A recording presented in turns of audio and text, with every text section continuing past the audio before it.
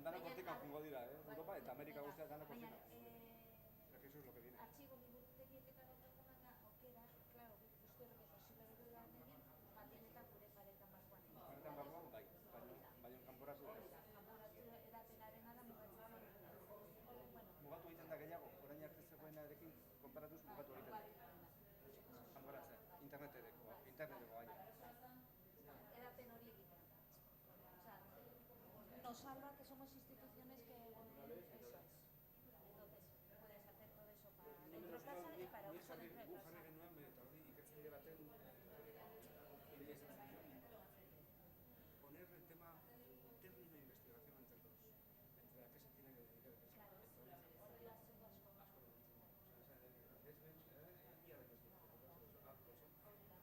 tenemos parte de investigación como parte de nuestro sujeto. Ahora la idea de asko laguntzen du. Zuek ez dakit zuek ere baduzue?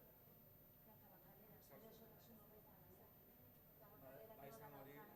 Ikerketara da zeukana, sartuan. Zuraren inguruko ikerketa, hori da, hori importantea da, hori ate bat izan daiteke... Gero beste gauza da, gure produkzioak kopilefekin hasiera batetik egotarekin. Baina, klaro, beste gauza da, zuzera autore bat. Eta uste diguzu, zure kontua bat, particulares, eta zer dizu. Bueno, gero,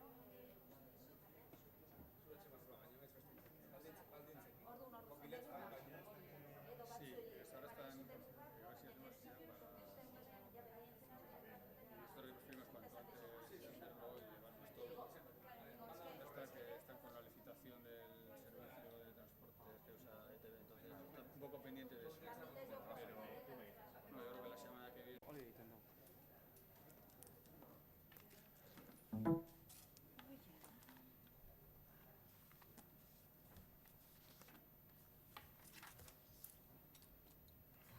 nire txunetak...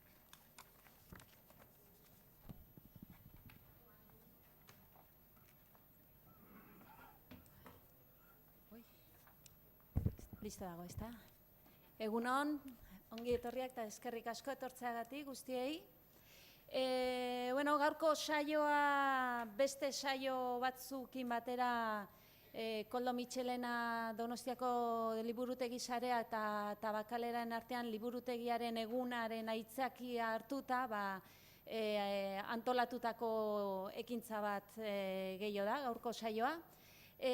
Dakitzuten bezala gaurkoa ikusentzuneko liburutegi artxiboen inguruan nolabait jartzearren asko daudenez eta mota ezberdinetakoak adibide batzuk jarri genion. Biharko saioa komikaren inguruan antolatuta dago eta etzikoa liburutegi eta liburu denden harremanen artean. Jardunaldi hauek edo liburutegiaren eguna ospatzeko jardunaldi hauek, azken 3-4 urteetan ekarlanean antolatzen ari garen saio batzu dira. Saiatzen gera irekiak izatea, saio hauek, badakigu ez dela igual interes masibo edo orokorrekoak, nahiko genuke gero eta gehiago poliki-poliki zabaltzen edo edatzen jutea, baina egia da lehenengo saio oneri edo gure artean deitzen diogu kakotxe artean saio profesionala alegia, profesioan edo profesiotik inguru edo tematikaren inguruan interesa daukan jendeak maiz ez daukagu aukera elkarren berri izateko edo elkarren ezagutza izateko, ezta? Eta hori izan da beti ere nolapait aitzakia. Aurtengo saio honetan helburua zen, ikusentzuneko dokumentazioa antolatu, babestu, edatu egiten duten erakundeak daude gure herrian, beste lekutan bezala noski, eta kasu honetan bestetan gehiago paperari edo testuari lotutako gauzak egin izan baditugu ere, kasu honetan beste formato bateri edo beste eduki mota bateri eman izan diogu garrantzia. Horregatik, gure artean, nahiz eta profesioa emakumezkoa dena ikuste zute giza semeak direla, baina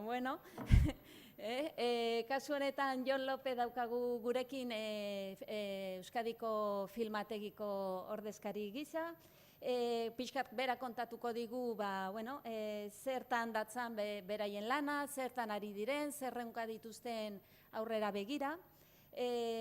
Bestalde gurekin beste Jon Wes, seguru aski ezagunagoa egiten zaiguna, Eresbil, hau da, Euskal Konposagile eta Musikaren artxiboko arduradun, eta beste hanbat gauzetan ere ibiltzen zaiguna, eta Luis Isusi, eta akatsa jarri genuen esku programan abizen aldatu geniolako, isasi jarri genulako uste dut, ETB-ko artxiboko arduraduna dena. Orduan, ikusten dezute oso erakunde ezberdinetetik datozela, baina hiruak ikusentzuneko ondarearekin edo dokumentuekin lan egiten dutena.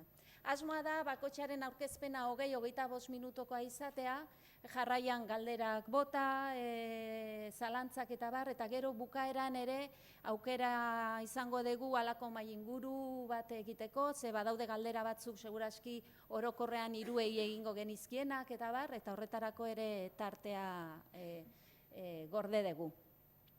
Orduan, ondo irutzen bazaizue, lehenengo Jon Lopezi emango diogu hitza, ikusentzunezko Euskal Ondareren artxibo berrera ikitzen, izenburua jarri dio bere hitzaldiari, eta, zuzenena Jon nahi badezu, aurkezpenarekin hasi, eta eskerrik asko.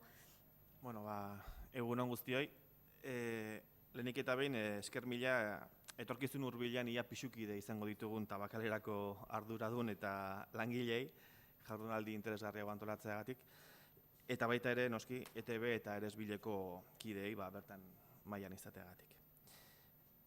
Arantxak esan duen izenburu hori pixka bat aldatu egin dut, eta beste izenburu bat jarri diote gaurko hitzaldiari. Zabaltzeko grina duen ikusentzunezkoaren ezkutalekua edo. Zergatik, ni ustez ederki islatzen du izenburu honek gaur egun Euskadiko filmategiaren egoera edo orain arte izan duen ibilbidea eta gaur egungo egoera. 36 urteko historia duen gure erakundea, oraindik euskal kultur erakundeen artean ez ezagunenetakoa dela guztiz asumituta daukagu bertako langileak, etxeko langileak. Ezkutalekoa edo gordelekua hitza aipatu dut izenburuan. 36 urtetan zehar filmategiak jaso eta gorde egin dituelako ikusentzunezko gaiak eta lanak. Gehienetan ahal izan duen moduan, hau da, nahiko medio gutxirekin eta baldintza oso justuetan. Batez ere hori izan da gure erakundeak egin duen lana 36 urte hauetan, hau da, gordetzea eta jasotzea. Filmategian gorde eta artxibatu hitzak sinonimoak izan dira urte askotan zehar, eta horregatik nik erabili dudan gordeleku hitz hau. Bestalde, filmategi edo zinemateka gehienak horrelaxe sortu izan dira, edo izan ziren bere garaian. Ikusentzunezko ondarearen garrantziaz kezkatuta zeuden zenbait pertsonen ekimen ia partikularrak, izan ziren neurri handi batean ekimen edo sorrera horiek.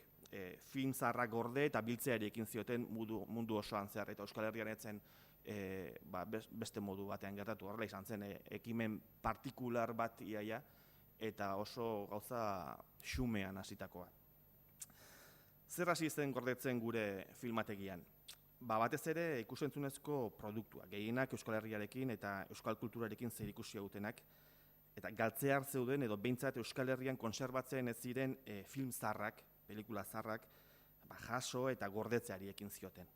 Besteak beste, Donostia edo Bilbori buruzko filmak, batez ere 20. mendearen hasieran, Burgoesia eta Erret familiak egoten ziren hirietan, toki horietan egoten zen dirua, eta toki horietan egoten ziren filmatzen zuten pertsonak, edo filmatzeko ahalmena, edo norbait filmatu zezakeen norbait kontratatzeko ahalmena zuen pertsonak. Ekitaldi garrantzitsuetako pelikulak ere gordetzen ziren, errege-erreginen bizitaldietakoak, filmatzen ziren ere bai, eta guzti horiek jasotzen ziren filmategiako lehendabiziko urte haietan. Zineen hasiera haietako adibide polita da, orain ikusiko dugun, Keixeta eta Igartzak 1928ko abenduaren 16an Azpeitiko Zezen plazan jokatu zuten apostua. Mota honetako apostuen artean filmatu zen lehendabizikoa izan zen.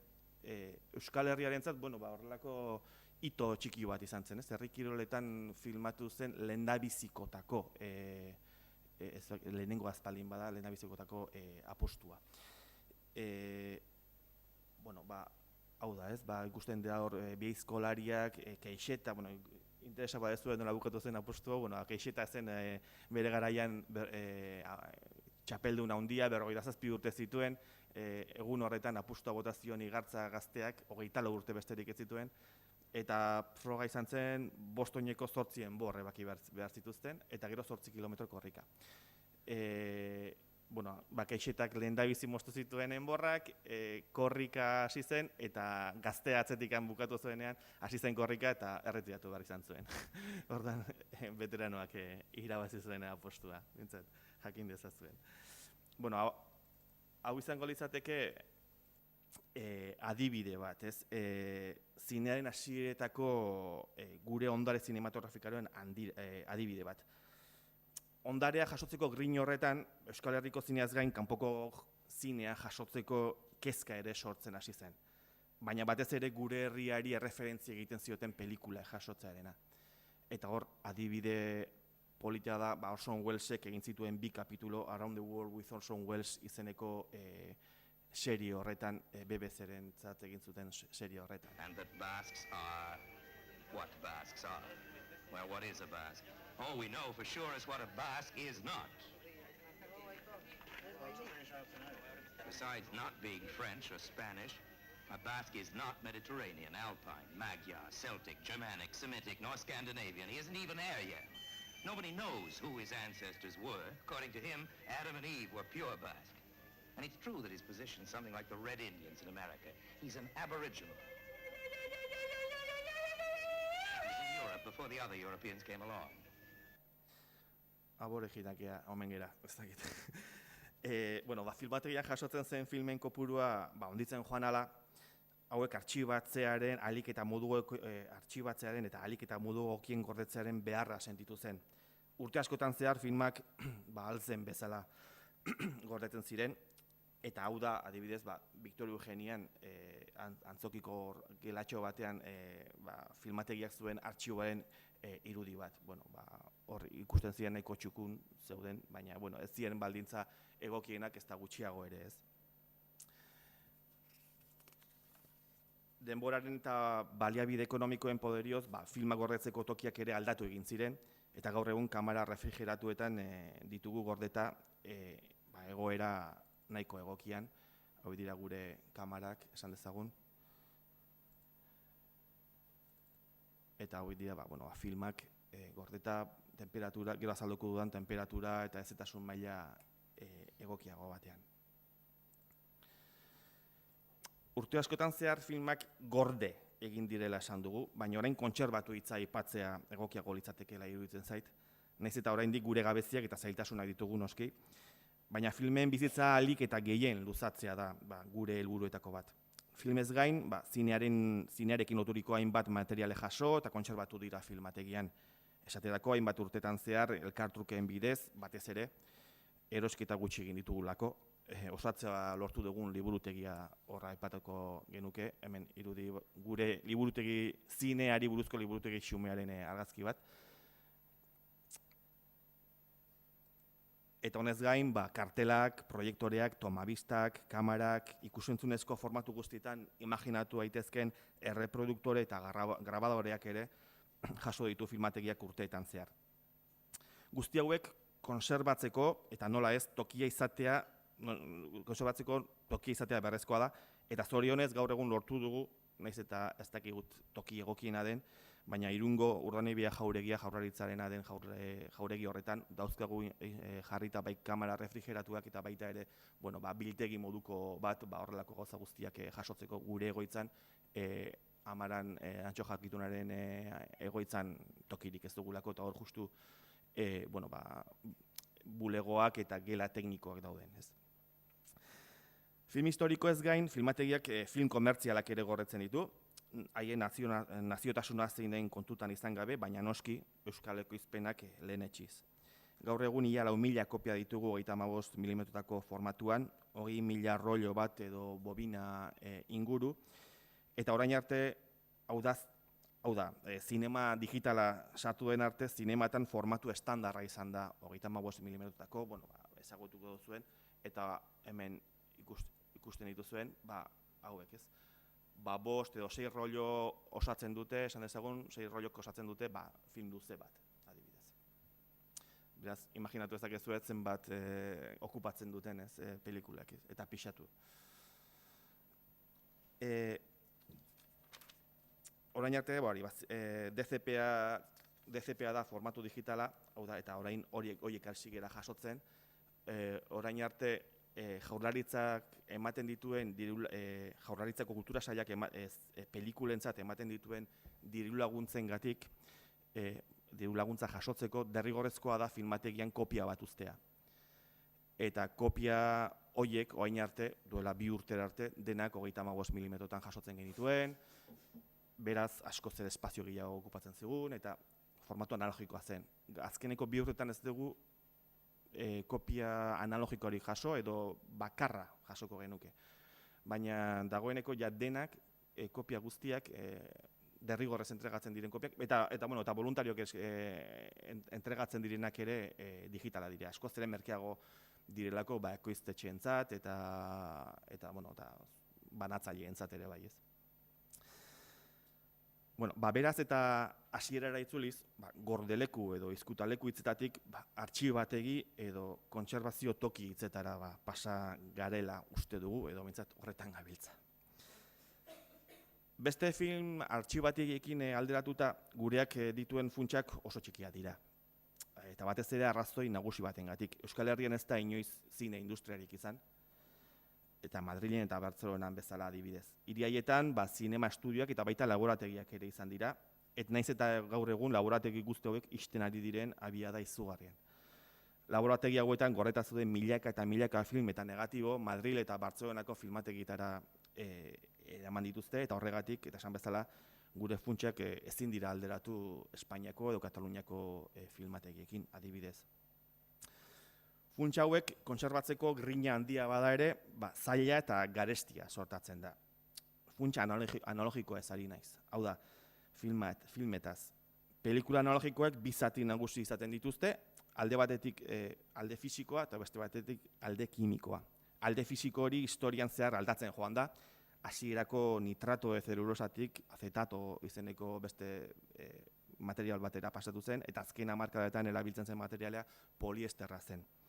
Materiali fisiko horren gainean inprimatuta pelikula kimiko bat aplikatzen zen, azaltzen da.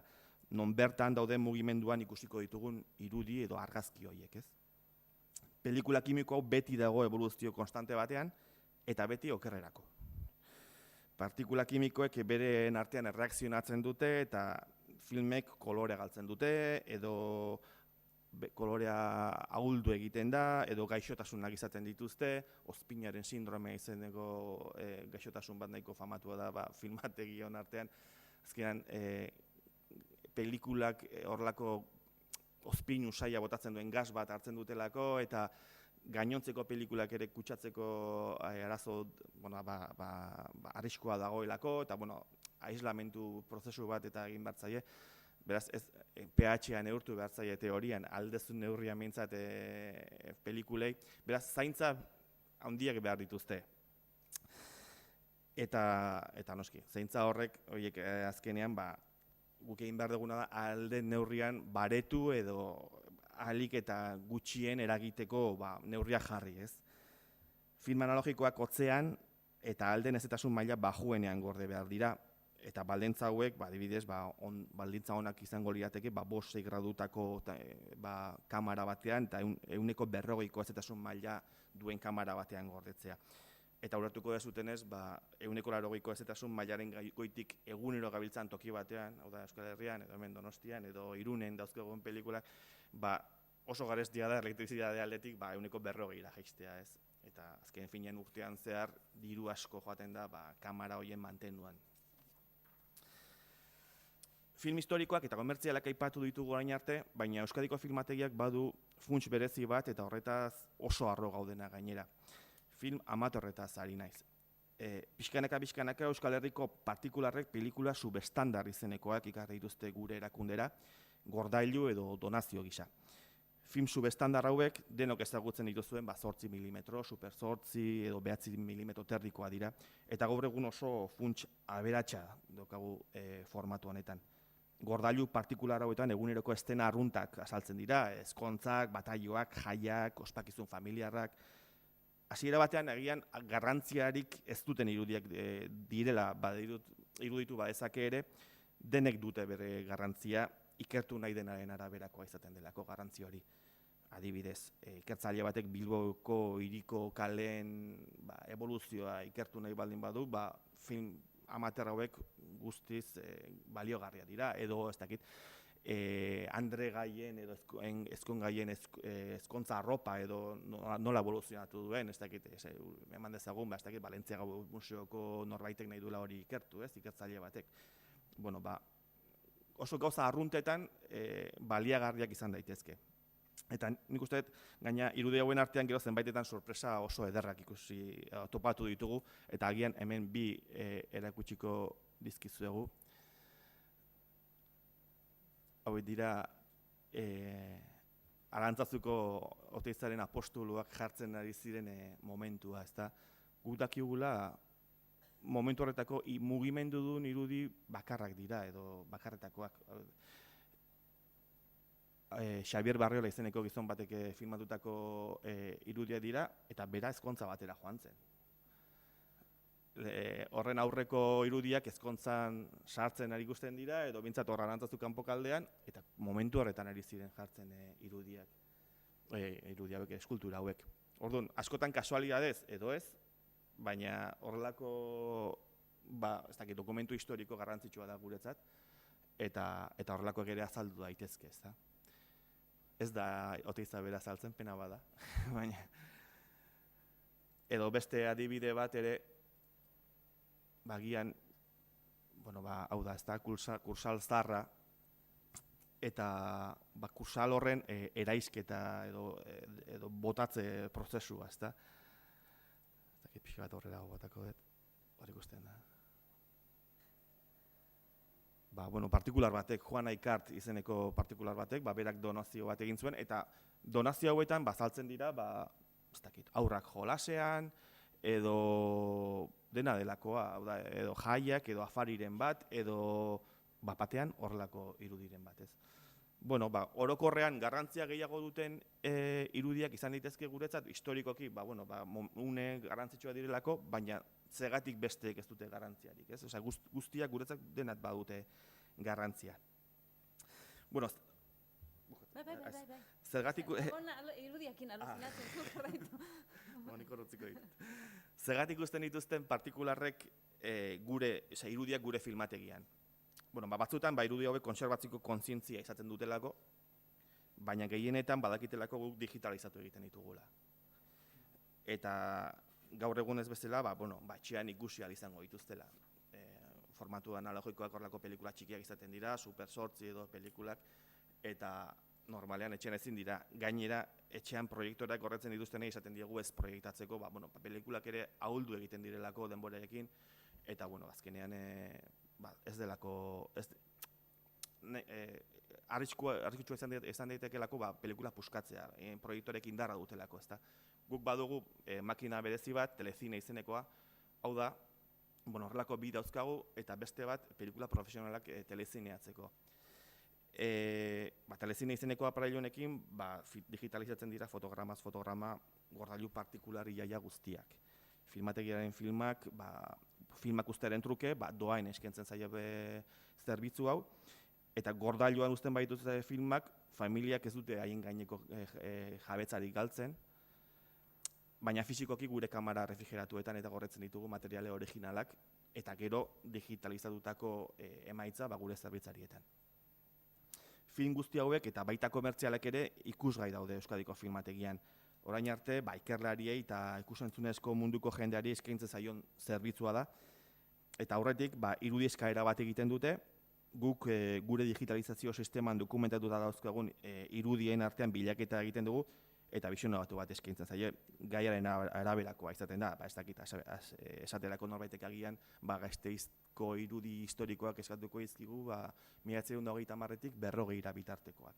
Eta gu balin badauzkagu, erakutsiko izkiogu, hainbat pelikula, eta hortik aukeratuko dugu gehien gustatzen zaioena, edo ekoiztetxe bat balin bada agian erabili nahiko ditu horrelako irudi zatitxo batzuk, edo dena delakoa.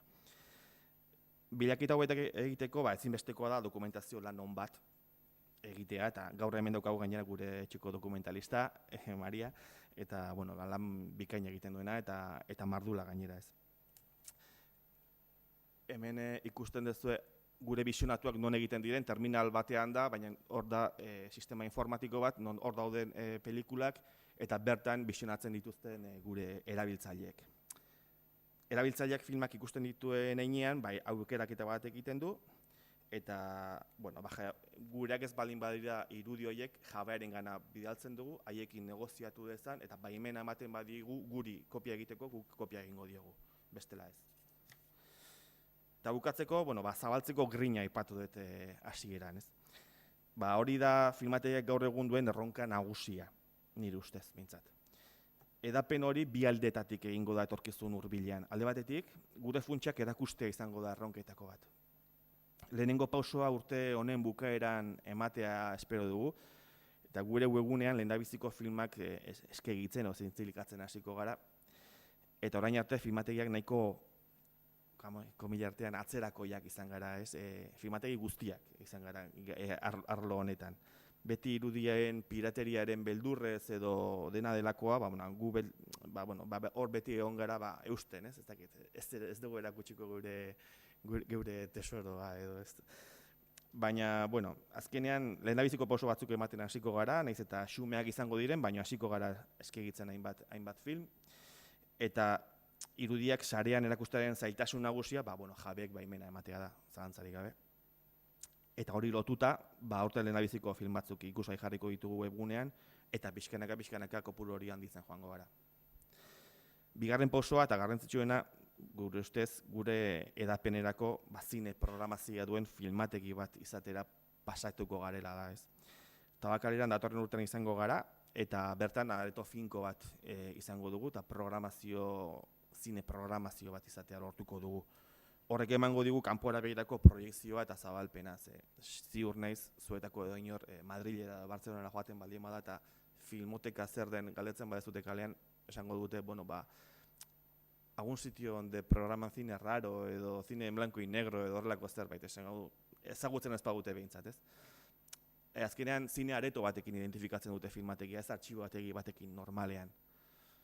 Gure nahia edo erronketako bat hori izango litzateke.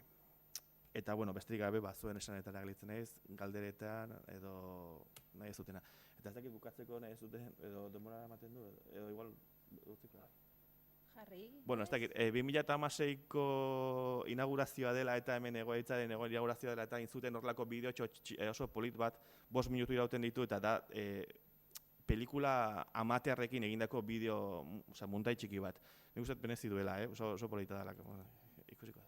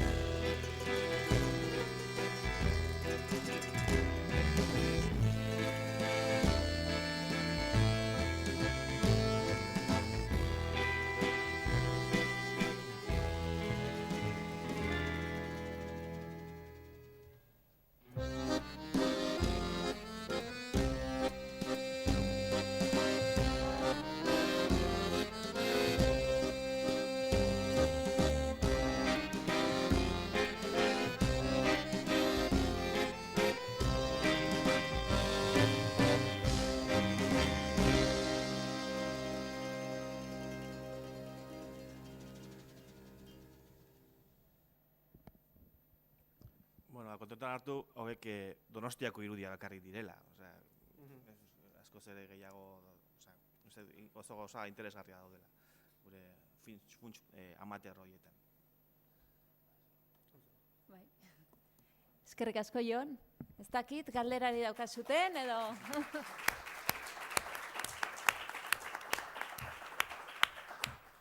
Inork badauka orain berari zuzenean luzatzeko galderarik, ondoren egiteko utziko dugu. Nik zeu zer apuntatu dut, baina igual gero aipatuko dugu, igual beste ere.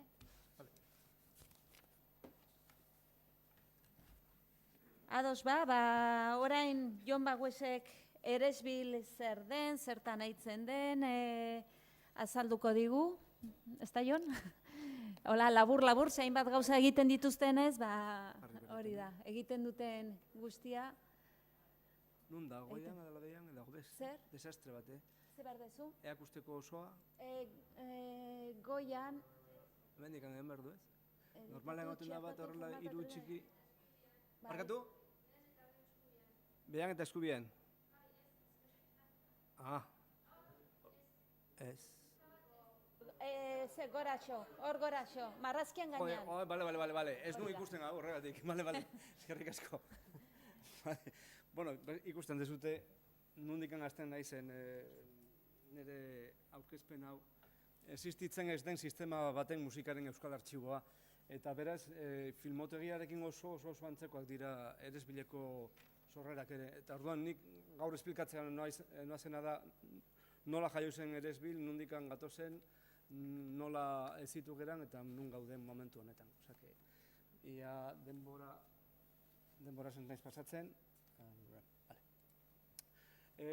Horrela, kokatzeko Eresbilen hasieraren urteetan, 70. hamarkadan, ikusten dezute frankismoaren bukaera aldea dela, eta musikan, Euskal Herrian 3 ekintza zer ikusi handia daukate musikasteren hasierarekin eta Eresbilen hasierarekin. 76an Tolosako nazioarteko abesbatza lehiaketa sortzen da, 71 eta 12an Donostian gertatzen dira 2 festival oso importanteak musikarentzat, Festival de Música de Vanguardia deitutakoak.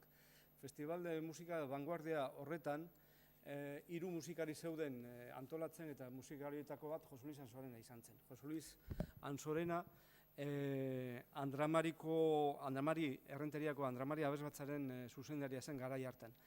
Eta 1970 urtea bukatzen denean eta festival hori bukatzen denean berari galdetzen diote zergatik ez beste zerbait antolatu mantentzeko abanguardiko hori, baina irekitziko ere. Eta orduan berari okurritzen zaio 1973an musika astea, Semana Musical Errenteria eraikitzea. Urrengo urtean, musikaste bukatzen denean, animatzen diote musikasterekin jarraitzeko eta ideario bat sortzen da. Ideario horretan ikusten dezute C aldean, de cara a nuestra música en general, creación de un archivo, biblioteca, fonoteca, que contenga toda la música de los compositores vascos de todos los tiempos en nuestro pueblo, sus escritos de temas musicales y las versiones grabadas de sus obras, incluido el folclore. Beraz, honekin, ideia simple honekin, musikasterekin lotutako artxibo bat eraikitzea, ideia horrekin sortzen da 74an Eresbil. Jose Luis Ansorenak esan bezala Errenteriako Andramari abesbatzako zuzendariak, musikaste programatzeko partituren artxiboa sortzea proposatu zion zuzendaritzari. Honela, Eresbil sortu zen Euskal Ereslerien bildumaren kontrakzioa, Eresbil. En gazteleraz, Archivo de Compositores Vascos. Gero ikusiko dezuten nola aldatzen geran, Archivo de Compositores Vascosetik, Archivo Vasco de la Musikara. Hor, aldaketa, importantea sortzen da horrekin. Hasieran udalaren babesa eukitzen du, 77an probintziako artxibo bezala bihurtzen da Gipuzkoako Foru Aldundiaren babesarekin, eta 86an Eusko Jaurlaritzaren zuzendaritzapean Euskal Herriaren bilduma patronatoa sortzen da. Eta patronato horretan Gipuzkoako Foru Aldundia dago, Errenteriako udala, Eusko Jaurlaritza noski, eta kaputxinoen anaidia. Zergatik hasieran hor ikusten duzute Eresbil Ergoitza Zaharraren kokapena kaputxinoen konbentuen bajoetan ginelako. Eta 2012an hori juridikoki fundazio bihurtzen da. Pentsa, 86tik 12ra pasatzen ditugun urteak jakin gabe ze figura juridiko genuen. Ni 2000 urtean izendatu ninduten zuzendaria eta ordutik aurrera esaten duen figura juridikoa aztertu behar dugula. Figura juridikoa egin behar dugula. Figura juridikoa erabaki behar dezuela. Bueno, 12 urte pasa ziren. Administrazioa horrela funtzionatzen du. Bere abiadurarekin eta bere tempoarekin. Egia da, 2012an, gaizkizago ez da, 2012an egungo egoitza berrira joaten gera, Eresbil, eta orduan da aldatzen degunean Archivo de Compositores Vascos edo Euskal Ereslarien bilduma azpititulotik musikaren Euskal Artxiboa. Zergatik aldatzen da hori? Arrazoi handiena artxibo eta funtsetan dago. 1918 urtetik aurrera funts dokumentalak iristen hasten dira. Hauek pertsonalak naiz erakundenak izan dira eta doaintzak edo gordailu lagapenak juridikoki dira. Eresbilek gaur egun 250 funts baino gehiago ditu. Beraz, funts hauetan hor ikusten dezute horrelako grafika bat, Eresbiliko funtsen volumena, ikusten dezute gehienak 100 dokumentuen baino gutxi edo 100 eta 500 dokumentuen arteko funtsak izaten direla. Gero, urrenak 500 eta 1000 dokumentuen arteko 14 funtsak ditugu, eta gero pixkanaka funtsa handienak hor ikusten dituzute 26.000 dokumentuko bat badugu eta 35.000 dokumentu beste bat. Bi funtsa hauek, biak irrati fonotekak dira. Beraz, funtsa hauek ez dira bakarrik paperezko dokumentoenak, baizik eta baita ere ikus-entzumenezko baino gehiago entzumenezkoak bakarrik, eta espresioki irratien fonotekak. Fonoteka zaharrak esan dezagun. Internet eta digital aroarekin gazten garenean irrati guztiak esaten dute, diska zaharrak guri lekua eskatzen digute, problemak ematen dizkigute, orduan, tori, zuentzat. Azkena, gehienak izan dira, eta horrela ditugu bai zer fonotekaren, Gipuzkoako zer fonoteka daukagu, Donostiako Radio Nacional de Espainiako fonoteka zaharra, baita ere EITBek momentu baten Zaragozako pribatu bateri erosi zion fonoteka klasiko, fonoteka bat, pentsatu hasieran ia irrati klasiko bat egingo zuten ala ez, gero hori kutxetan gordeta zegoen, Zaragozatik etorritako kutxeetan, Eresbilera iritsi ziren kutxa berberak, rezinto berberarekin. EITBek azkenean erabaki zuen klasiko irrati bat ez egitat, beraz bilduma hori lagapen bezala guk daukagu. Eta azken irrati fondoa, herri irratiaren, esan dezagun, vinilozko, batez ere vinilo eta CD bilduma dela batez ere, baino komertzial bilduma. Badakizute komertzial ez den bilduma etxe honetan dagoela, eta orduan etxe honek daukagunekin, guk daukagunekin nolabait, bat egiten da herri irratiak eduki zuen artxibotaz. Fetxari dagokionez, eta hor ikusten duzute beste diagrama bat, baditugu fondo bat bakarrik daukagu 1700 aurretiko dokumentuak dituenak, hori paperezko partiturak dira. Ikusten duzute baino, gehienak 1900 inguruko fondoak dira. Eta gero baita ere 1950 hor beste multzo hori. Orduan, esan genezake fondo gehienak 20. mendearen lehenengo partean hasten direla eta 20. mendeko dokumentuak gordetzen dituztela gehien bat, esango genuke. Funtsekin eta funtsen edukiekin ditugunekin tratamentu dokumentala bi eratakoa egiten dugu. Alde batetik dokumentazio tratamentua antrenamentuan argitaratutako dokumento kapsisen katalogatzen ditugu eta hori ikusten dezutenez Euskadiko liburutegien bilgunean erakusten da eta kokatzen da gure katalogoa.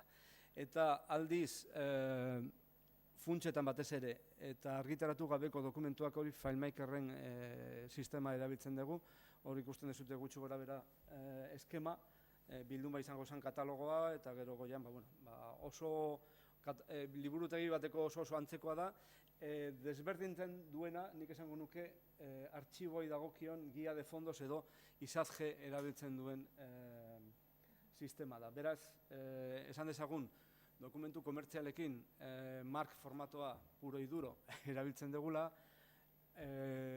FileMaker sistemarekin horrelako hibrido bat erabiltzen dugu. Bai liburutegien sistema, mark formatoarekin oso kompatiblea den kanpoak eta bar, guztiak betetzen ditu, baina baita ere artxibo sistemarekin izazge lotzen dituen kanpoak ere. Batez ere funtseri daukionez. Funtsen guia de fondosen hor egiten dugu funts bakoitzarako dokumentu bat, dokumento a nivel de fondo. Eta gero a nivel de dokumento beste sistema guztia erabiltzen dugu. Sistema horretan ikusten dezute hemen kokatu lirateke fitxen informazioa autoritateekin lotuta noski, baina gero ejemplaresekin lotuta eta gero con las copias de ejemplares. Kopias horiek dira normalean digitalki diren dokumentuak. Guk ditugun ejemplar horien edo ale horien kopia digitalak hor kopietan daude. Orduan guzti horrekin sistema eratzen dugu eta guretzako analitikak guretzat oso importanteak dira. Guretzat analitikak erabiltzen ditugu batez ere konpositoren partiturekin. Nolabait isolatzeko tituloka konpositore guztien obrak. Hori guretzat noski oso importantea da. Fonoteka. Zer dauka gure, esan bezala, ikusten dezute, eresbileak danetik jasotzen duela dokumentalki, baina esango nuke bi alde oso importanteak daudela. Alde batetik paperez, bere euskarri papera den dokumentuak, eta hor daude liburuak, aldizkariak, partiturak, dokumentuak eta bar, dokumentu pertsonalak, fondoen dokumentu pertsonalak eta bar, eta gero beste alde batetik ikus-entzumenezkoak eta gure ikus-entzumenezko fondo nagusiena entzumenezkoa da, fonoteka. Orduan, fonotekak daukana da Euskal Herrian editatutako edo eukitzea nahi duguena, da Euskal Herrian editatutako musika ekoizpena biltzen du, euskal musikagile eta interpretatzaileenarekin erlazionatzen denarekin batera. Hau da, gu saiatzen gara eukitzen, 2000 urtetik aurrera Euskal Autonomia Erkidegoko lege gordailuaren ale bat jasotzen dugu, eta horrekin teorikoki kontrolatzen da Euskal Herrian egiten den ekoizpena, esaten dut teorikoki, zatik gero praktikoki, guk ikusi dugu lege gordailua 150 baino gehiago ez duela jasotzen. Beste 150 persegitu egin behar dugu. Bere atzetik joan behar gera, eta hori egiteko normalean erabiltzen ditugu dosierrak, batez ere pop eta rock eta talde gazten dosierrak egiten ditugu, nolabait jarraitzeko beraien bere disken kaleraketa. Eta orduan lege gordailuez sartzen ez dena, saiatzen gera erosketa edo beste modu batetaz gure ganatzen. Eta horrekin normalean saiatzen gera gehiena eukitzen. Kopuruetan zer da eresbilen daukaguna, hor ikusten dezute. Argizagizko zilindroak dira entzunezko dokumentu zaharrenak, fondo bakar bat daukagu, Bizkaiko foru aldundiarena da, eta 551 argizaizko zilindroak ditu, batzuk 19. mendeko bukaerakoak, beraz, dokumentu zaharrenak bilduma horretan daude. 78 birako diskoak ia 3.000 ditugu, 45 birako diskak 50.000 baino gehiago, 73koak 27.000, hemen ez daude, oraindik ez daude kontabilizatuta herri irratikoak. Herri irratikoa oraindik ez dakigu, baina gutxi gora beste 25.000 gehiago dokumentu izango dira, beraz guztira kontabilizatzen danean desente igoko dago. Pianola erroluak 975, zinta karreteak 400, kasetak 3.000, disko trinkoak 14.000, minidiskak 16, datak 200, CD-ROM, bideoak, laserdisk, hemen 5 jartzen ditu, baina beste fondo bat iritsi zaigu, eta hori orain ari gara tratatzen da Francisco Ferrer, bera izan zen Vitorio Eugeniako kudeatzailea urte askotan, 40. hamarkadatik 70. hamarkadaraino. Eta berak laserdisk bilduma polita dauka, 100 baino gehiago uste dut direla. Beraz, horrekin hori igo egingo zaigu. Eta zorionez, bildumarekin aparatoa ere iritsi zitzaigun. Ez genuen irakurtzeko aparatu horik ez genuen, eta zorionez etxean zago, da pila bat ez dut hemen.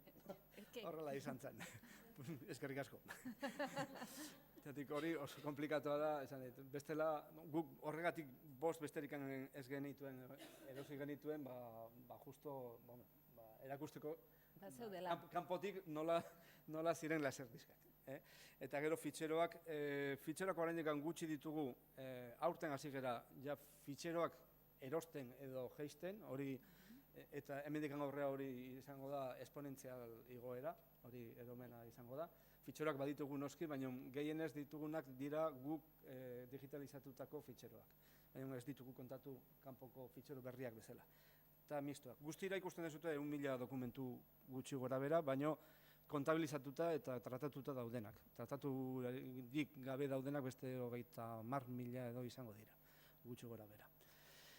Hemen ikusten dezue grabaketa ez komertzialai buruz gure bilduma importantena noski musikasteren grabaketak dira. Hor ikusten dezute grabaketa horiek hasieratik oraina arte musikasteren kontzertu guztiak grabatu izan dira, danak. Horrek esan nahi du 1973tik onuntza, ia 300 emanaldi grabatu direla eta 2183 lan grabatu izan direla. Eta hor ikusten duzute kopurua, 30 eta ia 100 obren grabaketa nola suertatu den urteetan zehar. Euskarriaz aritzen bagera, hor dituzue musikastek, hau musikaste bildumaren euskarriak. Nolabait horrek ematen du nola joan zen ere teknika aldatzen. Hasieran magnetofoi zinten txirrikak ziren, 80. urte arte, gero data, berriz bueltatu ziren magnetofoi zintetara, gero data hor ikusten dituzue, eta orain ja datetan ematen digute grabaketak, eta guk gero DVD-etara pasatzen ditugu normalean. Eta zenbakitan hor behian dituzue ditugun euskarriak. Musikasteko programen eta obretatik gertatu izan dira zenbait disken kaleraketa. Bai musika antzineko musika, Fray José de Larrañaga edo Lebask edo Antxietaren diskak, edo bai Ilarramendiren 3. sinfonia diskak kaleratu zen musikasten egindako grabaketarekin. Edo Iñaki Salvador trioan Librarik ez programa, hau musikasteko grabaketa erabili beharrean, programa hori gero estudioan grabatu zuten eta diska atera zen. Kalera, zemuz, guaz, denboraz? Beste 5 minuto, bai. Bale, ja, bukatzen. Digitala aroan eresbileko webguneak bi webgune, hasieran eresbileko webgunea egin genuen, gero musikasteko webgune propio bat egin genuen, eta Juan Zelaiar eta Mendia musika bekak beste beraiekin ikerketa beka bat kudeatzen duena beste web propio bat dauka. Eta azken urteotan eresbilen erabaki duguna da web desberdinak eratzea gure edukiak nolabait kaleratzeko beste modu erakargarriago batean.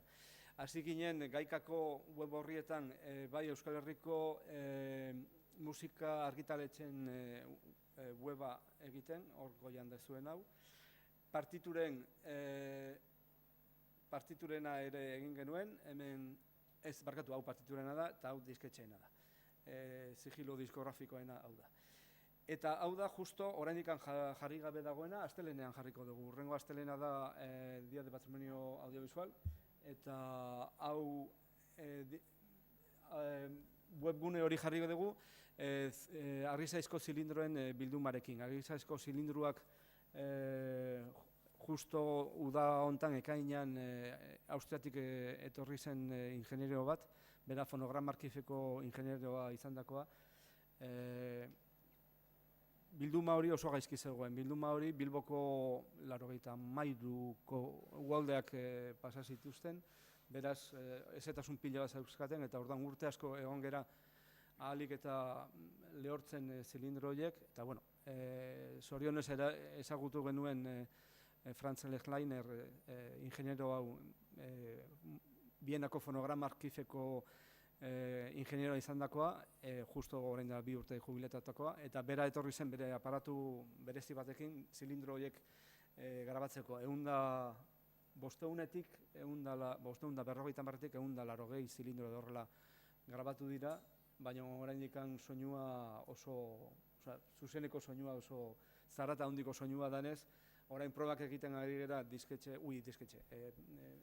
etxe desberdinekin horiek garbira ere editatzeko, baina gutxinez ja digitalizazioa badaukagu. Posible izan diren zilindroen digitalizazioa egin du, horrekin ez da nahikoa. Digitalizazio hori gero garbitu egin behar da, edo txukundu, nolabait kaleratu arazteko. 3 zilindro proba bezala, 12 jarriko dira, 12 zilindroen zuzeneko hotxak eta digitalizazioa, eta 3 horietatik beste garbiketa baten prozesua ere jarriko dugu. Beraz, hori ikuiko dezue, astelehenetik aurrera zilindro horren bilduma. Eta gero, saiatzen gara baita ere euskal musikagileekin eta konposagileekin eta interprete edo ikertzaileekin ere webguneak egiten. Hau izan zen lehenengo webgunea, Arabatar konposagilearekin, alderantziz dago hori, baina. Gero, barkatu. Gero urrena uste dut izan zela Jose Antonio Arana Martija ikertzailea bere bilduma guztia utzi zigun eresbilera, eta hor inventario guztia, bildumak daukan guztia hor jartzen dugu. Francisco Escuderori 12. urtean eskaini genion webgune berezi bat, iaz Sarriegiri beste bat eskaini genion, eta orain dela hilabete bat Jesus Guridiri beste webgune bat. Orain prestatzen ari gara hurrengo urterako Usandizagarena, eta txistuari buruzko beste webgune bat ere prestatzen ari gara. Beraz, aukera hori ikusi dugu nolabait gure dokumentu digitalak erakusteko. Honetaz aparte, LiburuKliken ere parte hartzen dugu. LiburuKliken hasi gara parte hartzen partiturekin, 250 gutxi gora partitura daude ja zintzilikatuak LiburuKliken, eta orain dela urte bete bidali dugu proba egiteko soinu dokumentuak, eta oraindik ez da. Oraindik ez daukazu eta herri. Baina, lehen esan dugu, poliki, administrazioa. Poliki.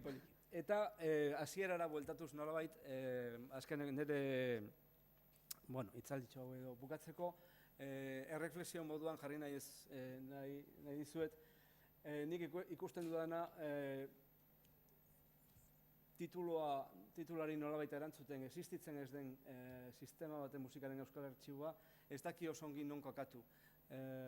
Artxibo sisteman edo liburutekien sisteman. Berez, sistemak oraindik nire ustez eratu gabe daude. artxibo asko daude, liburutegi asko daude, baina benetan sistema daukagun ala ez, oso diskutigarria izan daiteke, gero hortaz hitz egin dezakegu.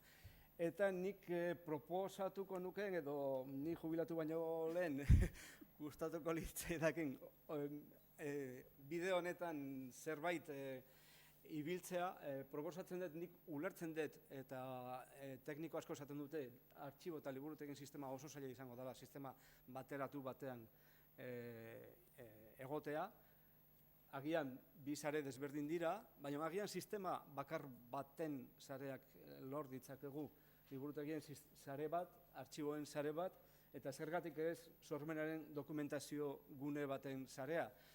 Musikaren erakundea badugu Eresbil telebista, badugu zinea, badugu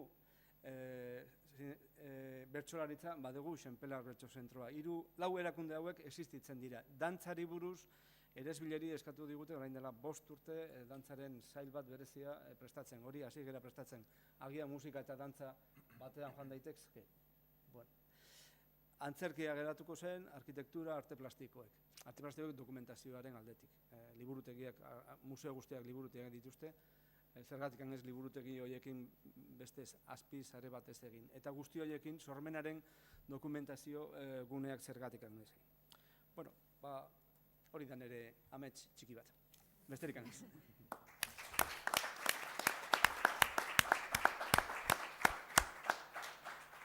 Eskerrik asko, Jon beti bezala esplikatuz gain eta salduz gain proposamenak ekartze ditu mahai gainera, eskertzekoa.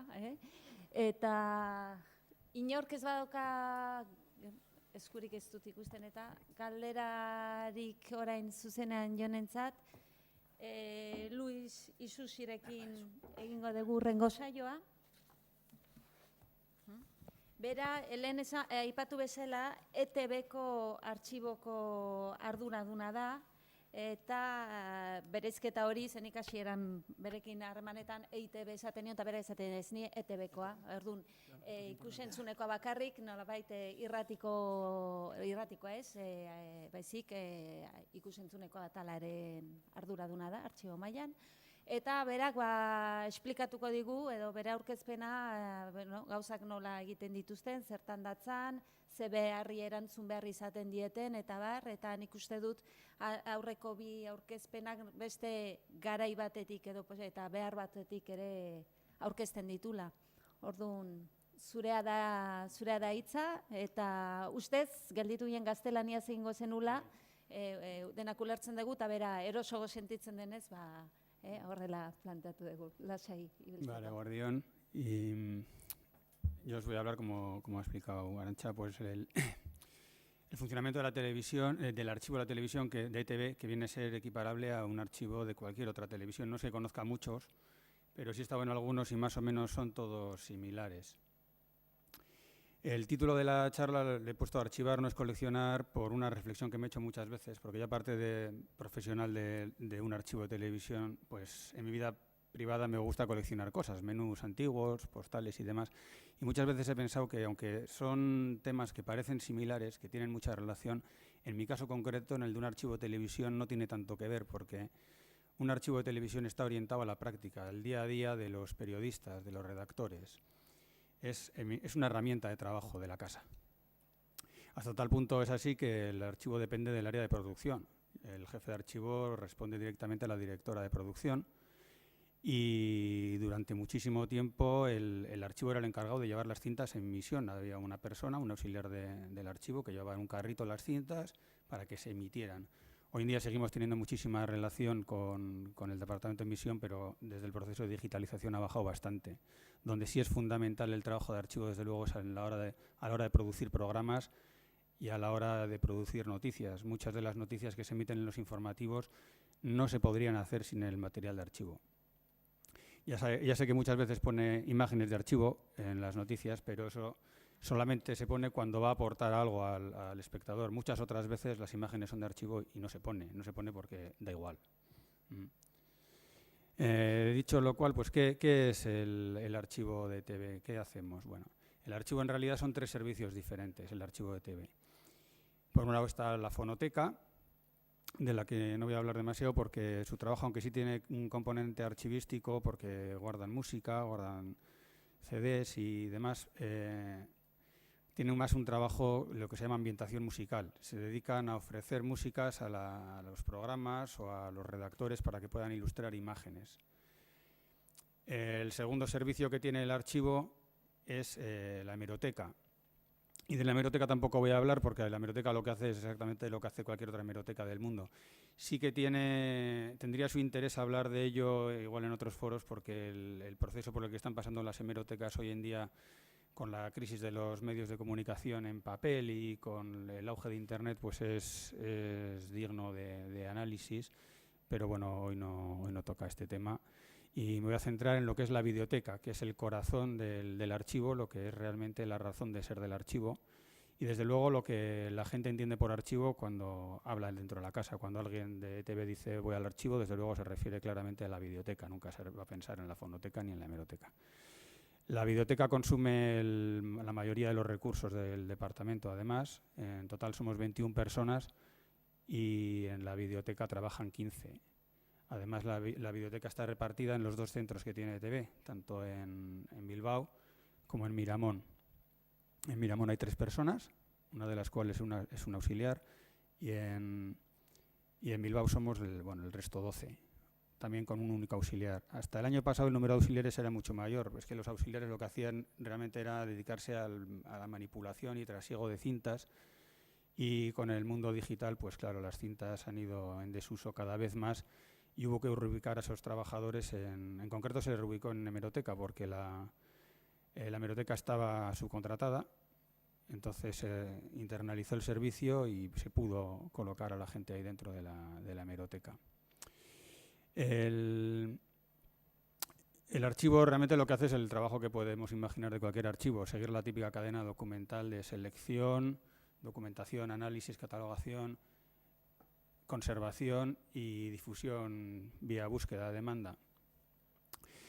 En la selección el archivo no tiene, digamos, la voz cantante, no es quien decide realmente. Los criterios vienen ya desde la casa. Se guardan todos los programas de producción propia, todos, absolutamente todos. Y el archivo lo que hace es añadir una información, os voy a poner aquí un ejemplo de cómo sería. Esto aquí tendríamos, esto es una retransmisión. Aquí se ve le pondríamos un título, el título de fútbol a la vez Logroñés Star, es un título estandarizado y le añadimos la información de los comentaristas, quiénes son cuál es la alineación de los equipos, los goles. No puedo moverme por aquí porque es una foto, claro, entonces no puedo desplazarme, ¿no? Pero bueno, intentamos meter la información que sea relevante. Aquí tenemos otro programa, este es una ITV Cultura. Y lo que se le pone pues es la lista de reportajes que ha habido, las imágenes que aparecen ahí, las personas que hablan. En la medida de lo posible intentamos que esta información nos la manden los propios programas. ¿Por qué? Porque ellos ya la tienen. Entonces sería duplicar el trabajo. Si ellos ya tienen esa información y nosotros tenemos que visionarlo todo, además para aportar algo que ellos ya tienen, pues en principio preferimos que nos lo traigan ellos, lo cual siempre plantea la duda. Entonces, ¿cuál es el papel del documentalista? ¿Qué hace? Si ya te dan toda la información, ¿nosotros qué hacemos? Bueno, pues nosotros lo que hacemos es estandarizar, que esa información esté de una forma estándar, que no falte en ningún caso y siempre, y muchas veces, visionarlo efectivamente porque no nos la han mandado, que eso es una cosa súper habitual, que no nos manden la información. El segundo tipo de material que trabajamos son lo que llamamos los editajes, que son las noticias de informativos. Esas tampoco tenemos mucha capacidad de selección porque también está decidido de antemano lo que se va a guardar. Se guarda una copia de cada noticia en cada idioma, una copia en euskera y una copia en castellano. La copia de euskera suele ser la del Gaur Egun del mediodía y la de castellano la del Teleberri de la noche. A veces hay excepciones, pero generalmente se guarda ese criterio, ¿no? Luego el archivo sí tiene capacidad de guardar otro tipo de noticias, ya sean informativos locales, como hoy en día Euskal Herria Zuzenean, o informativos institucionales, como Palabra de Ley. Pues el archivo busca a ver qué tiene ahí valor, lo recogemos y lo documentamos también. La documentación que le hacemos, aquí tenemos un ejemplo de una noticia, pues le ponemos un título así bastante neutro. Intentamos también estandarizar los títulos que sean más o menos el estilo de todos los documentalistas, tenga un aire, aunque siempre cada uno tiene, por supuesto, su forma de escribir, ¿no? Pero intentamos eso. Luego hacemos una descripción de planos aquí en este campo. Aquí pondríamos una sinopsis en el caso de que viniera, que pudiera aportar algo a la noticia. En este caso, el documentalista ha decidido que no había nada que añadir. Esto es lo que ha leído el presentador del informativo. Nos llega aquí a la base de datos y luego lo indizamos conforme a un tesauro que sigue la triple clasificación típica de temas, lugares y personas. Todos los viernes los documentalistas nos reunimos para comentar dudas sobre cómo indizar un tema que haya salido o cómo utilizar un descriptor concreto o bueno, cualquier tipo de duda que nos surja. Luego hay un tercer tipo de material que también seleccionamos y que guardamos, que son los másters. Los másters vienen a ser los brutos de cámara, tal y como llegan de las ONGs. Se editan mínimamente para que no tengan redundancias ni imágenes sin interés. Suelen durar entre 3 y 10 minutos. Y la mayoría nos llegan también desde la redacción. Son ellos, los periodistas, los que nos dicen, oye, guardar esto porque tiene valor y tal. Aunque nosotros también rebuscamos a ver qué puede tener interés y seleccionamos másters para nuestro uso, ¿no? y para el uso de la casa, claro. Los másters son realmente el material más valioso. Es el que tiene mayor calidad de imagen, es el que tiene una información más condensada y aunque los periodistas suelen preferir las noticias porque las han hecho ellos y siempre pueden escuchar lo que han dicho, cómo lo han tratado y tal, pueden ver el punto de vista más, digamos, subjetivo de la noticia, ¿no? El máster es sin más imágenes, a pelo. Todas estas imágenes hasta 2004 se guardaban en cintas Betacam, analógicas o digitales, que se guardaban en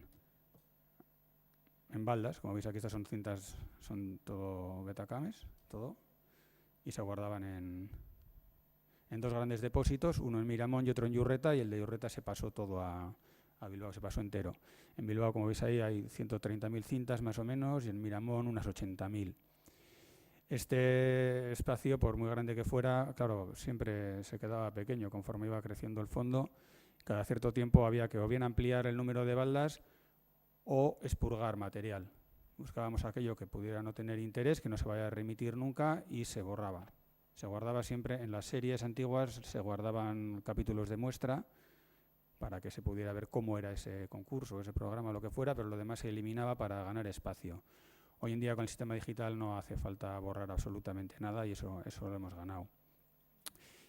Entre 2004 y 2007 estuvieron coexistiendo las cintas o el funcionamiento con cintas con los primeros pasos en el proceso de digitalización que empezó precisamente por el archivo. El archivo fuimos los primeros que empezamos a trabajar con contenidos digitales online.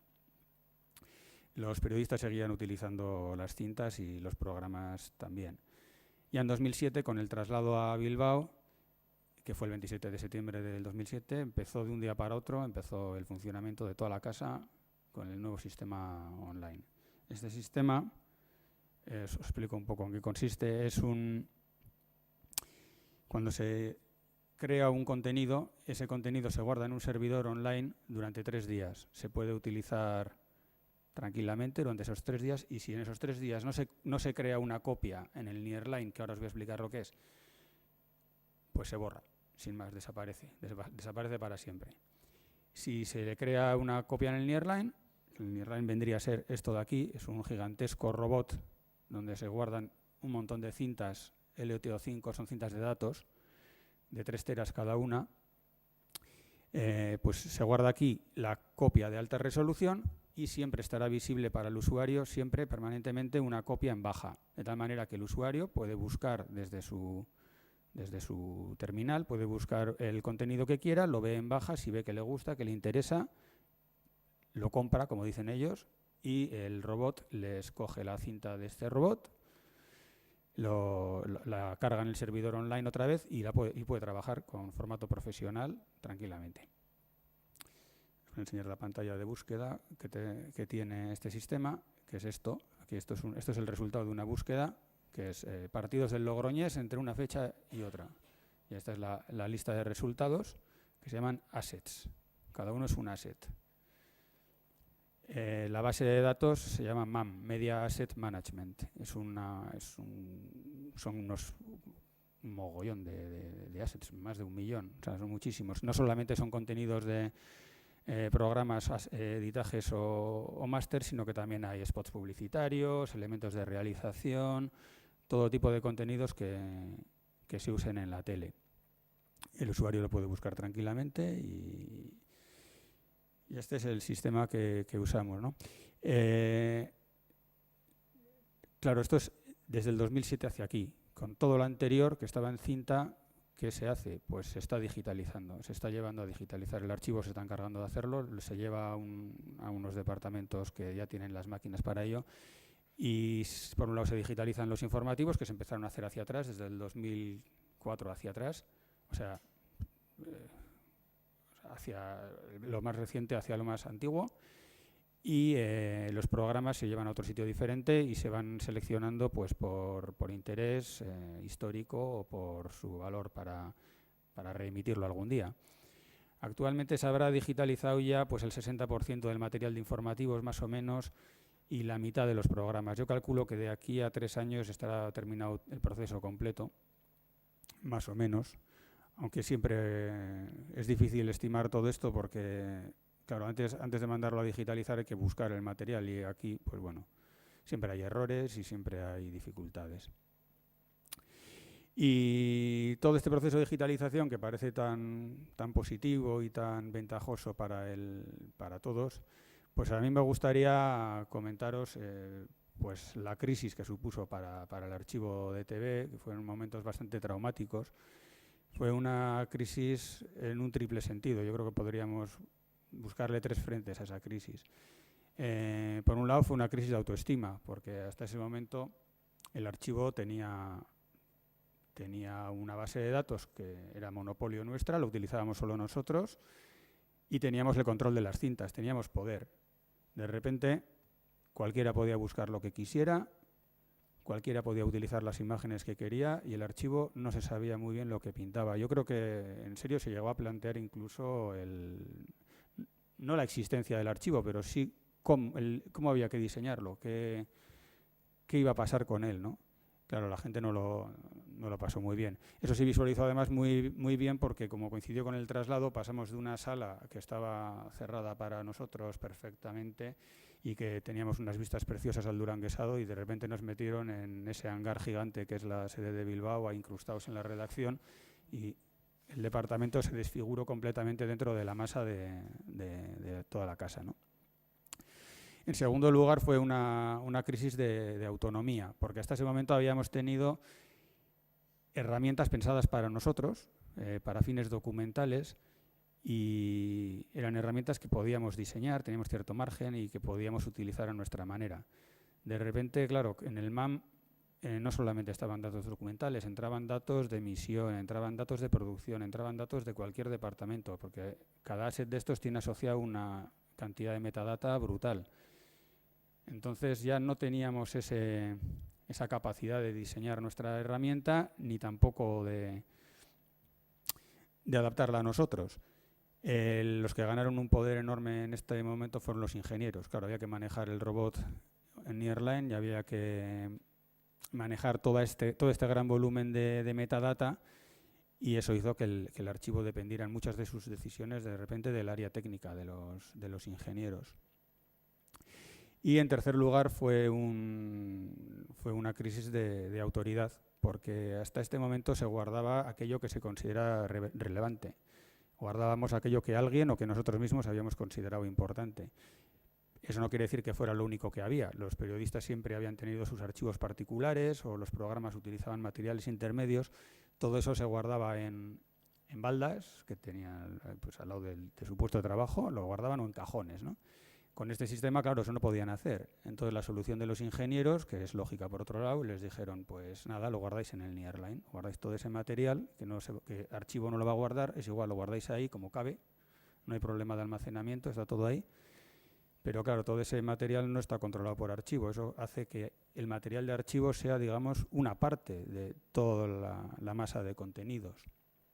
Con lo cual hay unos problemas de ruido en las búsquedas bastante grandes y también hay problema de gestión de las imágenes cuando se usan imágenes que tienen uso restringido. Por ejemplo, utilizamos imágenes de Filmoteca y la primera vez podemos dar el aviso, cuidado que esto es de Filmoteca, le avisamos a Filmoteca y lo que haga falta. Pero luego de ahí se crea un asset nuevo, que es un hijo que ya no está controlado por archivo, que a su vez se puede utilizar para hacer otro asset, que a su vez se puede utilizar para otro, y luego vete tú a seguir la cadena.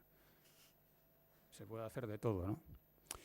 Y por resumir estas crisis, me acuerdo de una frase que nos dijo una vez un ingeniero en una reunión en la que le planteábamos precisamente estos temas y nos dijo, es que tenéis que cambiar el chip, porque ya el archivo no es el único archivo. Que es una frase que se entiende lo que quiere decir, pero que no deja de ser una paradoja, porque realmente el único archivo de ETV somos nosotros. Lo otro son otras cosas, que habrá que encargarse de alguna manera a organizarlas, pero el archivo sí somos nosotros. Y ahí es una crisis que todavía no se ha resuelto del todo. Yo sí creo que se está encauzando bastante, que bueno, hoy en día por lo menos se borra alguna cosa. Es que antiguamente no se podía borrar nada, era todo completamente intocable. Y bueno, así se montó el lío que se montó y eso. Y ahora Jon entiende unas cosas. Ya hemos hablado bastantes veces, Luis. Es que ricasco. Luis.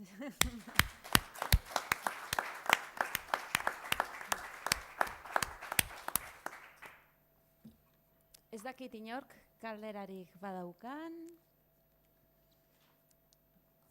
zalantzarik. Badaukagu, Natali, ez dakit mikrorik dagon edo bestela egin daiteken. Bestela... Ez dalako bestela grabatuko, baina, bueno, zutituta esan. Atzekoak ez duten.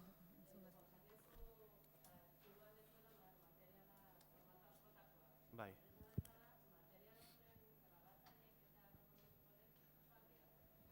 Bai. Bueno, neurri handi batean, bai, Jonek esan duen lehen, ez da, hor laser disk reproduktore bat topatu dutela. Bueno, haintxe gabiltza, Jai 8ko reproduktore bat bilatzen. Zer da Jai 8? Bueno, Super 8 eta guzti horien atzetik bideo formatu bat sortu zen edo erdibideko bat, erdi zine amaterra edo erdi bideoa dena, ez? Bueno, guk kontserbatu behar ditugu bai materiale guztiak eta bai erreproduktore guztiak, bestela alperrik da. Hemendik, ez dakit, 1000 urtera kalkulatzen dute Eskandinaviako filmategiek ondo kontserbatzen baldin badira, 35 mm pelikulak iraungo dutela. Baina, klaro, ez baldin badituzu proiektoreak, zertarako nahi dituzu, ez? 35 mm pelikula bat gordetzea oso ondo dago 1000 urtez, 1500 urtez esaten dutenez, kongelatzen badira kamarak eta horrelako kontuak esaten baituzte. Baina, klaro, erreproduktoreak behar dira, hau da, proiektoreak, bideo unmatik, pulgada, badaude bideo formatu pilo bat, guk guztiz obsoleto direnak, baina gorde behar ditugunak. Zer suposatzen du horrek? Bueno, azken finean, bat estropeatzen bat zaigu, putada bat dela. Bai, izugarrizkoa, askotan ez dagoelako ja piezarik, ez dago teknikorik edo eta ez dialako egiten. Horrelakoak ez balin badira, kolekzionistak edo horrelako fanatikoren bat, formatu horretako fanatikoren bat, ez? Baina nahiko arazoak sortzen dituen gauza dira, oraindik jasotzen ditugulako horrelako formatu arraro xamarrak.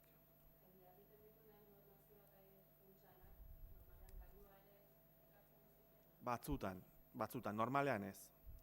Eta gu beti saiatzen gera oraingoan behintzat, orain arte behintzat, funtsoiek zine funtsak izatea, hau da, formatu subestandar hauetakoa, 8, super 8, 9 mm terdia, 16 mm, edo 25 mm. Zergatik, bideoa sortu zenetik edonork filmatu zezakelako. Eta, hau da, interesa berdina da, interesa igual handia izan daiteke irudi horiena, baina gure ahalmena mugatu egiten da. Azkenean, VHS bideo batek igual 5 ordu izan ditzake. Eta 5 ordu digitalizatu behar dira, hau da, edo bentsat pasatu beharko lirateke gure zerbitzarietara, denbora realean. Oraingoz behintzat saiatzen gera zine formatu horiek jasotzen, beste bideo formatuak ere jasotzen ditugu, baina azkenean zine formatu hori zaharragoa denez lehentasuna ematen diogu.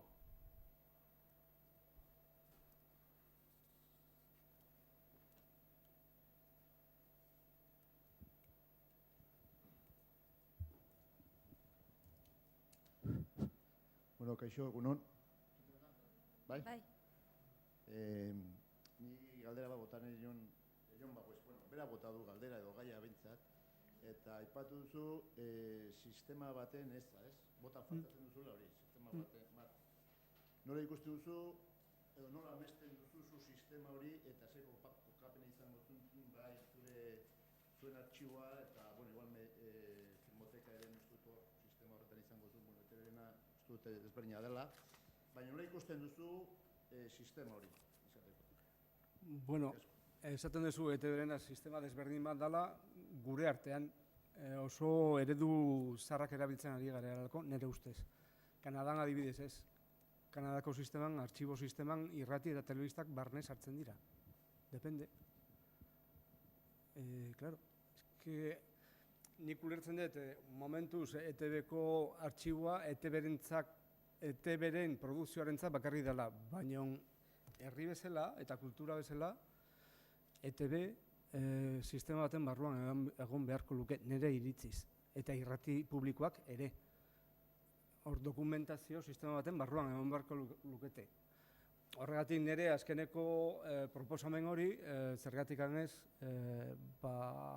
sormen arloetako, eta hor sargintezke modu desentean, nik aukeratu ditudan erakunde guztiak, ez? Bestela hor satelite bezala ibiliko gara danok, bakoitzak, gero pentsa, bakoitzak bere sistemak, dokumentazio sistemak erabiltzen dituela. Estandarrak erabiltzen ditugu, baina bakoitzak bere sistemetan. Entzumenezko dokumentuetan adibidez, badaude erakunde internazionalak, IASA adibidez, baina gero zineak beste erakunde sistema mota batzuk eta elkarte batzuk dituzte.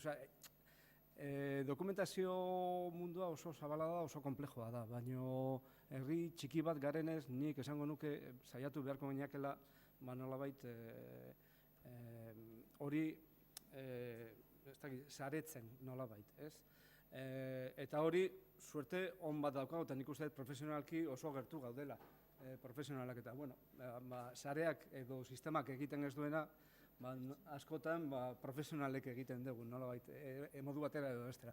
Baina nik esango nuke sistema baten beharrean gaudela, edo sistema eraikuntza baten, agian sistema desberdinak izan behar dira, baina nolabaiteko konexioarekin. Jendeak, orain internet dela eta digital aroan, jendeak ez du ulertzen gauz bat artxibo bat den, edo zentru bat den, edo liburutegia den, edo zerraio den. Azkenean, jendeak informazioa nahi du. Eta agian, nola esango nuke, agian monta dezakegu urteekin informazio gune virtualak. Hori ez da hain zaila. Hortarako, elkar lanak egin behar dira, batez ere nire ustez tekniko aldetik tratamentu dokumentalan eta estandarrekin, ez? Gauz askotan estandarrak ja eratu dira, digital aroan metadatak nahiko finkatuak daude, baina, oraindik lana badago gure artean, esango nuke. Horrela ikusten dut. Zaila, baina egin daitekena. Baina ikusten dudana nik batez ere ereduak ez ditugula garbi. Ereduak gaude, gero komentatuko esatik, galderetan ere. Horrela ikusten denik. Igual ari horretik tiraka, eta bi gauza ezberdin lotzearren, ezta?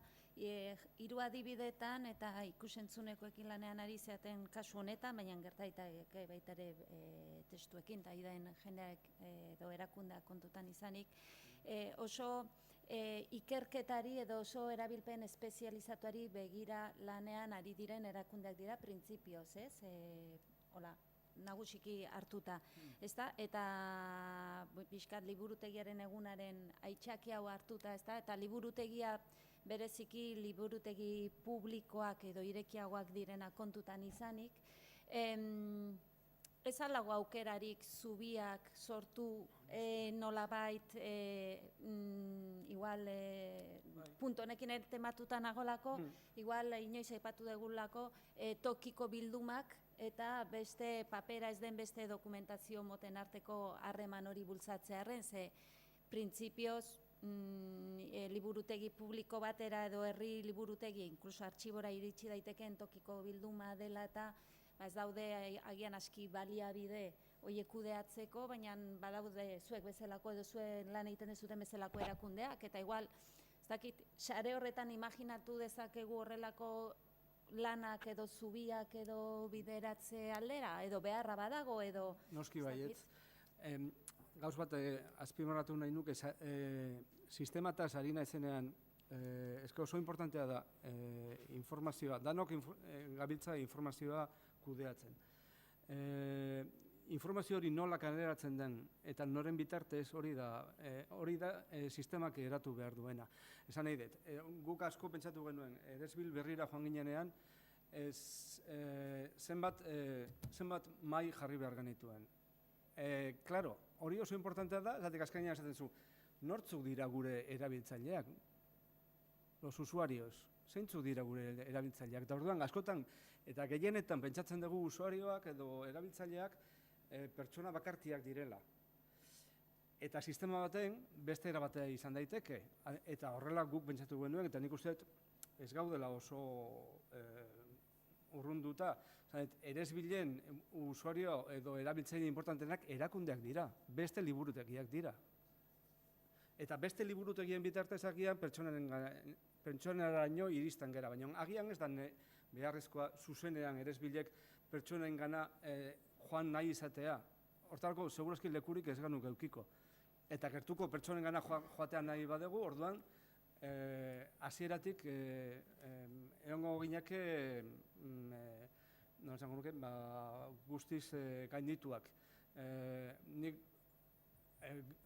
errenteriako gaztei esaten bat diet, ez dakit zenen maketak edo lehenengo diskak ditugula, horrela egongo zen jendea hori entzuteko. Hori alda Eresbilen egin beharra.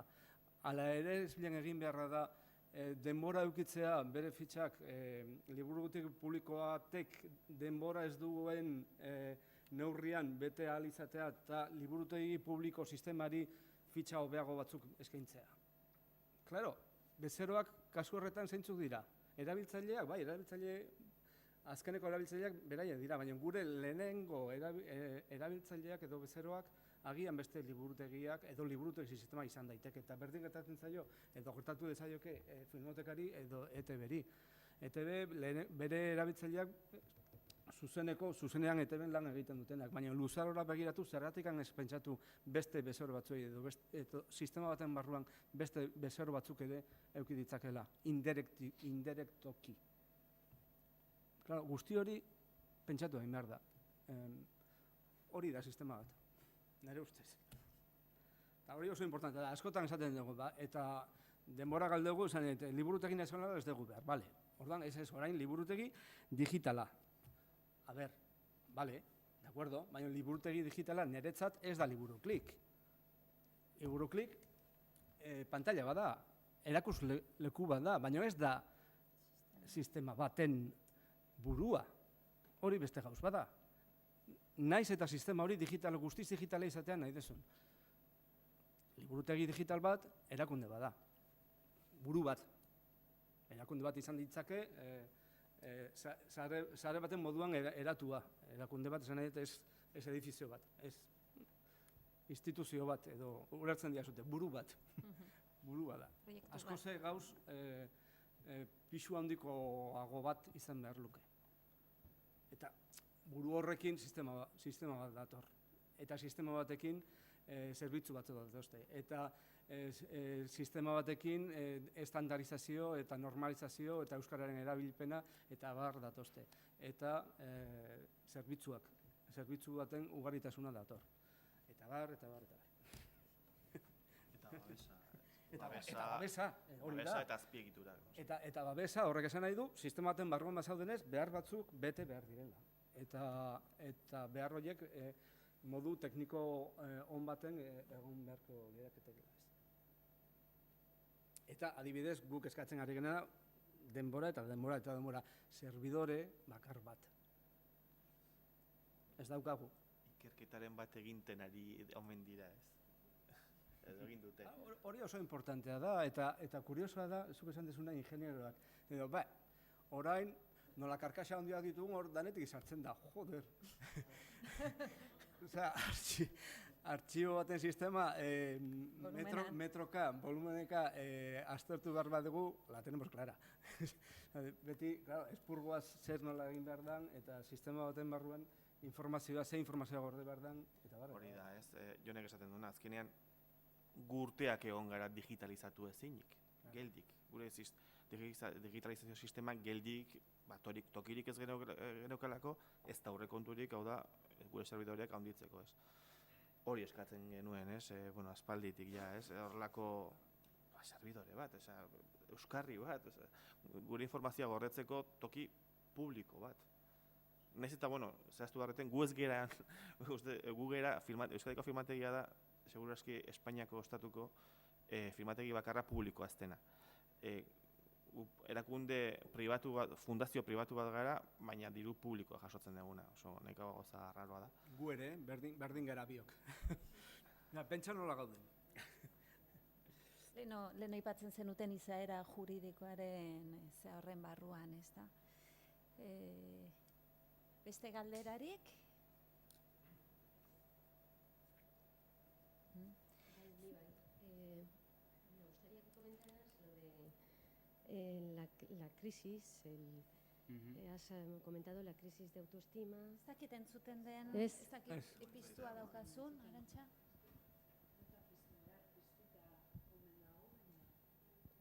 Urbilago igual? Me ha parecido muy interesante lo que has dicho primero los cambios del personal a la hora de realizar determinados trabajos en el archivo, en el vuestro. Y has comentado que un poco como en qué se han reciclado. La otra cosa ¿por qué los ingenieros, por qué no se es capaz de explicar a los ingenieros cuando es evidente que tenéis un ruido ya de la información? O sea, si los propios usuarios de la ETV, los propios que realizan los informativos, no se han dado cuenta de que vais mal. Eso es lo que quiero decirte. Has comentado la crisis, pero parece que ya hay unos puntos en los que se han dado cuenta de lo que es realmente un archivo. Pero también la gran ventaja de ese programa que me has enseñado. A mí me ha parecido fascinante para los que igual estábamos todavía en la prehistoria a la hora de tratar, entiéndeme, los sistemas informáticos.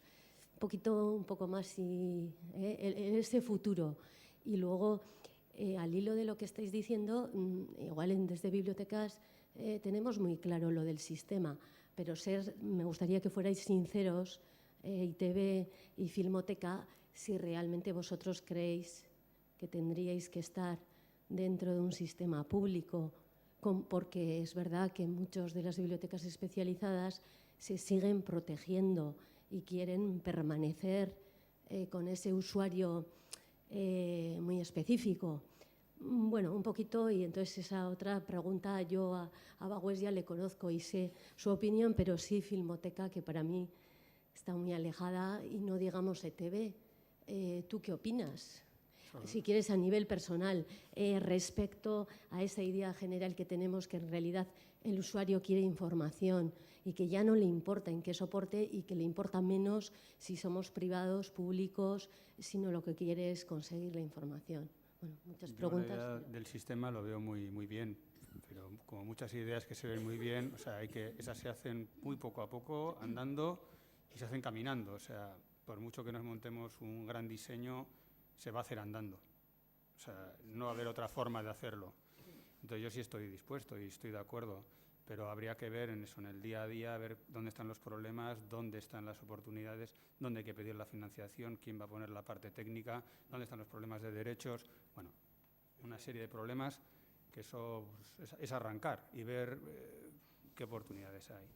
Con respecto al otro, claro, los usuarios sí se daban cuenta de que había un problema de ruido en las búsquedas y de hecho un poco de ahí surgió la demanda de que se empiece a solucionar el problema, ¿no? De que es que ya llegó un momento que es que buscar cosas era realmente complicado. Una búsqueda que hacen muy habitualmente los periodistas y los usuarios en general es por fecha. Sin más, saben que una noticia ha ocurrido tal día de marzo, ponen esa fecha, claro, te sale todo. Te sale todo, es que todo es todo. Te pueden salir 500 assets y ahí busca algo, ¿no? Luego no lo encuentras, simplemente por eso está despistado. Lo que pasa, a cuenta de eso precisamente, yo presenté un plan para hacer un borrado selectivo, que era todo aquello que no se hubiera documentado y que tuviera una vigencia de mayor de un año, lo borro. Lo borro yo como jefe de archivo. Lo sigo haciendo, pero he tenido disgustos gordos. He borrado cosas que no había que borrar. Entonces, claro, la cuestión no es tan sencilla. En la tele manda la emisión, manda la audiencia y manda el ya. Todo tenía que ser para ayer. O sea, entonces, como alguien no encuentre ese material con el que contaba para hacer la noticia de ETV Hoy, pues es que tiene un problemón. Y eso le he fastidiado yo, el jefe de archivo. Entonces, claro. Bueno, eta filmategia, sare horretan ez sartzaena. Bueno, noski ikusten dugula ongi, aspaldian hasi ginen biltzen, ez? Ikus-entzunezko euskal sarea edo bintzat edo osatzen genuen zenbait erakunde edo hasi ginen biltzen, eta oso interesgarria iruditzen zaigu zalantzarik gabe. Ze gertatzen da? Errealitatea ez dela horrela, ez? Gure, eta nik esango nuke filmategi guztietako edo ia guztietako erabiltzaileak eta arduradunak ere garela edo direla edo nahiko esan dezagun gurea gordetzea, ezta? Gurea gordetzea eta gurea ahalik eta tamainan erakustea, ez? Hasiko gara orain egiten lehendabiziko pauso horiek, ez? Gure ondarea eta erakusten, eta baina nik uste horrelako sare bat osatzeko derrigorrezkoa dela babes publiko bat, laguntza bat, eta pauta batzuk ematea, ez? Azken finean, laukatu gera eta bakoitza bere aldetik dijoa. Eta ikus-entzunezko arloan, areta nabarmenagoa, nik uste liburutegi sareko askoz ere, lotura estuagoa daukazutela, ez? Orduan, ikus-entzunezkoen arloan, nik uste are eta urrunago gaude bata bestearen gandik. Eta igual ez da kasuistika berdina, zailagoa dira konpaginatzea edo artxiboak edo, baina teoria zalantzarik gabe bultzatzen dugula, apoiatzen dugula.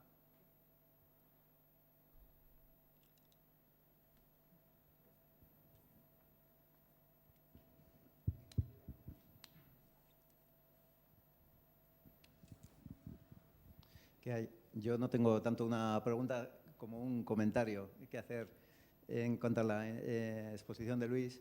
Quiero decir que me ha gustado muchísimo la claridad y la sinceridad a la hora de exponer cómo de repente una colección que es física y de repente se vaporiza, se digitaliza y entonces todo cambia, ¿no?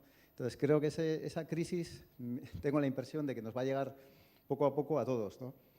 Yo trabajo en la Biblioteca de Musikene, por poner un ejemplo también, tenemos una colección de 12.000 CDs que hemos hecho en pocos años, no está nada mal, clásico y jazz.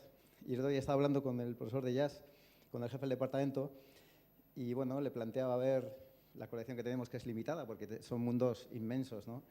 Por dónde tirar, etcétera. Y de repente me dijo que como estaban ellos que al final se había conseguido Spotify una suscripción, que los chavales andaban con eso también y que realmente que estaban como, dice, es que están metiendo muchísimas cosas y está prácticamente todo. Eso decía el jefe del departamento de jazz, ¿no? Quiere que esa crisis de las instituciones que hemos crecido ligados a documentos, ¿no? Y por supuesto teniendo muy claro cuál es nuestro usuario, como planteaba John, que me parece exacto también, ¿no? Una institución se plantea, ¿yo para quién trabajo? ¿no? Pero ¿qué pasa cuando de repente toda la documentación material se volatiliza, por decirlo de alguna manera, y se puede encontrar en otros circuitos, ¿no? Y eso es, bueno, no digo nada que no conozcamos todos, ¿no? Pero quiere decir que, bueno, que es una crisis que poco a poco parece que va entrando por todos los lados, ¿no? Porque quizás lo que más vosotros sois los primeros que lo habéis sufrido, ahora está el mundo del libro pegando muy fuerte con el libro electrónico, el mundo bueno, el que viene más cerca es el mundo del disco, el mundo del libro, y en la partitura también se está haciendo muchísimos intentos de digitalización a todos los niveles. Entonces, claro, es algo, el futuro no está escrito, pero que estamos un poco ahí todos, ¿no? Entonces, me ha gustado realmente la reflexión que has hecho, ¿no? De cómo esa crisis ha afectado y de qué forma, ¿no? Porque pienso que a mí por lo menos me va a servir también, ¿no? Para plantearme cómo estar atentos a todo eso y replantearnos, en el momento que nos toque, replantearnos nuestra función, qué tenemos que controlar, qué no, etcétera, ¿no? Bueno, igual me he extendido demasiado. Sí, yo Koldo, con una cosa no estoy demasiado de acuerdo, de que con el profesor, no contigo, es que en Spotify esté todo. Es decir, justo ahora lo que estamos asistiendo es a la batalla y ahora esta semana parece ser que se va a aprobar la nueva ley de propiedad intelectual, ¿no? Que apoya fundamentalmente a las mayor. El gobierno es el que es y punto. Entonces, las mayores están entre ellos, ya en discográficas, ¿sabéis? Creo que son 3 solamente, las que se comen el 95% de la producción mundial. Ya, pero es que el 5% restante es que es una miríada de artistas y de obras diferentes que no están en Spotify. En Spotify no va a estar todo. Y en la medida que Spotify encuentre un competidor que le va a quitar cosas, volverá otra vez a generarse en Internet la pugna comercial, que es lo que ha sucedido siempre a lo largo de la historia de la cultura. Con lo cual, las culturas pequeñas y más la nuestra, tenemos que ser conscientes que tenemos que guardar lo nuestro, que no va a estar en Spotify. No es cierto. Entonces, hay que luchar contra ello. Nuestra obligación es guardar lo que se genera y lo que se crea en nuestro entorno y colaborar con los entornos cercanos para poder utilizar. Entonces, estamos asistiendo a un nuevo cambio en el entorno digital. De todas maneras, yo soy de la opinión de que no todo tiene que estar digitalizado. Es decir, nadie está hablando, porque ¿quién está mandando en este momento? Fundamentalmente las empresas que fabrican aparatos relacionados con las nuevas tecnologías y las empresas de telefonía y comunicaciones, que son las que están ganando dinero en este momento. ¿Qué niño de 11 años no está dispuesto en este momento a dejar parte de su paga para pagar el teléfono móvil? Con eso está todo dicho. Ahora, una cosa es eso y otra cosa son los contenidos.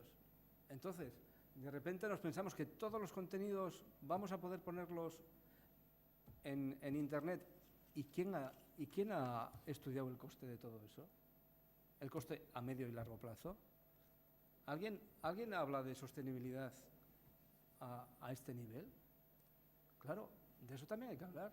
Yo os voy a poner un ejemplo, que es muy sencillo.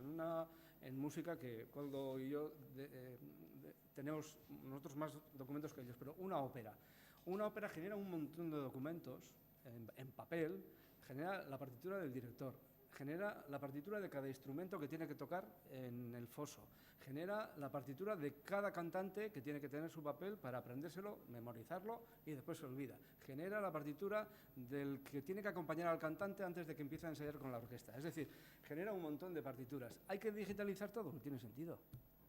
Hay que digitalizar algo que sea de uso público, pero no todo. Y como eso estoy seguro que en ETV también ocurrirá. En nuestro caso sí hay que hacerlo todo, porque es que en nuestro caso, los magnetos se van a estropear y cada uno cuesta 3.000 euros, o sea, es que no podemos reponerlos. Pero en nuestro caso no, por ejemplo, es decir, el papel todavía sigue siendo importante. Ahora, el papel, o quien dice el papel, seguramente dirá en el futuro los ficheros informáticos. Es verdad que... En nuestro caso también, o sea, el formato original es fundamental conservarlo para nosotros como Filmoteca, ¿no? O sea, otra cosa... O sea... En este sentido yo apoyaba que decir que yo entiendo a la gente que quiero, ya, lo quiero tener todo lo que tiene Filmoteca. Pero si el principal papel de la Filmoteca todavía sigue siendo el de hacer la colección, el de evitar que se pierdan documentos de hace 100 años. Y el de Eresville igual. O sea, Y de hace 2 años, ¿eh? O sea que muchas o de veces hace ni 2 conseguimos ese tipo de audiovisual. Entonces, la gente también tiene que tener un poco de paciencia, es decir, hasta que no tengas una colección mínimamente representativa de lo que ha sido tu patrimonio, pues eso pues no tiene mucho sentido poner lo primero que se te ocurre, ¿no? Creo yo. Ya sé que es difícil conjugar todas esas cosas, pero... Eta ereduak, ezagutzen ditugu ereduak? Edo horregatik, ereduak izan daitezkenak, ez? Lehen aipatu dezu aldiz artxibo sistema horretan edo Kanadan beste planteamendu bat dute Australian beste... Edo Frantzian bertan ere ikusentzunekoaren hurbiltasuna hiriarekin, hiritarrekin askoz ere landuago dago, ez dakit? Zuk ikusten duzu adibidez Australiaren webgunen kudeaketa beraiek izan dira intzindariak. Nola egin dute? Ez du liburutegi nazionalak egin. Se han unido todas las universidades más la Biblioteca Nacional, es decir, sare bat egin dute hori kudeatzeko. Eta horrela funtzionatzen dute. Hemen, badaukagu ondarenet sistema eta oso ongi dago, baina nik uste dut dela kuello de botella. Jende gutxi dago hor lanean, dagoen guztia kudeatzeko. Orduan, badaude beste sistema batzuk. Nordikoak nik esango nuke guretzat beti nordikoak oso herri aberatsak izan direla proposamen desberdinetan, ez? Agilagoak. Bai, filmategietan adibidez konservazio arloan eta Eskandinaviako herri, Dinamarkakoak eta sekulako beste maila batean daude.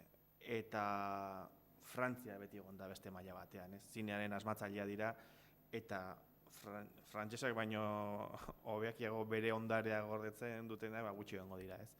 Eta zinearen arloan zalantzarik ez, Cinémathèque Française izan zen munduan lehendabiziko sortu zen filmategia eta gaur ere erreferentzia bada, edo digitalizazio edo irudiak erakusteko orduan ina bat adibidez, ez? Telebista frantsesa, publiko frantsesaren webgunea, ez?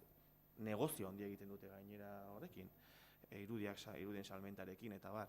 Etorkizun batean gu horrelako zerbait egitea lortuko bagenu edo 1% lortuko bagenu, konformatuko ginateke, ez? Eta telebista arlotan, hola, CNN-ak eta ezagutzen ditugu, ez? Egia zen ez ditut ezagutzen. Naiz hemen gezurretan hasiko. Beste adibiderik edo zuetzatola erreferente izan daitezkenak edo, pixkat. Aurre beti ere gero guk ere begiratzeko. Esan dut, oso barneko gara. Gure kasuan guretzat egiten dugu lana eta kanpokoekin harreman justua daukagu. Bai, kasu horretan edo bai filmategiak dituzten sareak, ez? Filmategien artean edo soinu musika artxiboak izan ditzazkezuen bezala, igual telebistetan ez dela hori gertatzen igual, ez da? Zakit, beste galderarik hor barna? Eta, ez dakit, badago norbait? Natalia. Esaten dezue, oso importantea dela, oso esan dezu Jon, oain dela 2 urteko materialare kontrolatzea. Nik uste oso zaila izan behar duela kontrolatzea sortzen dena hemen.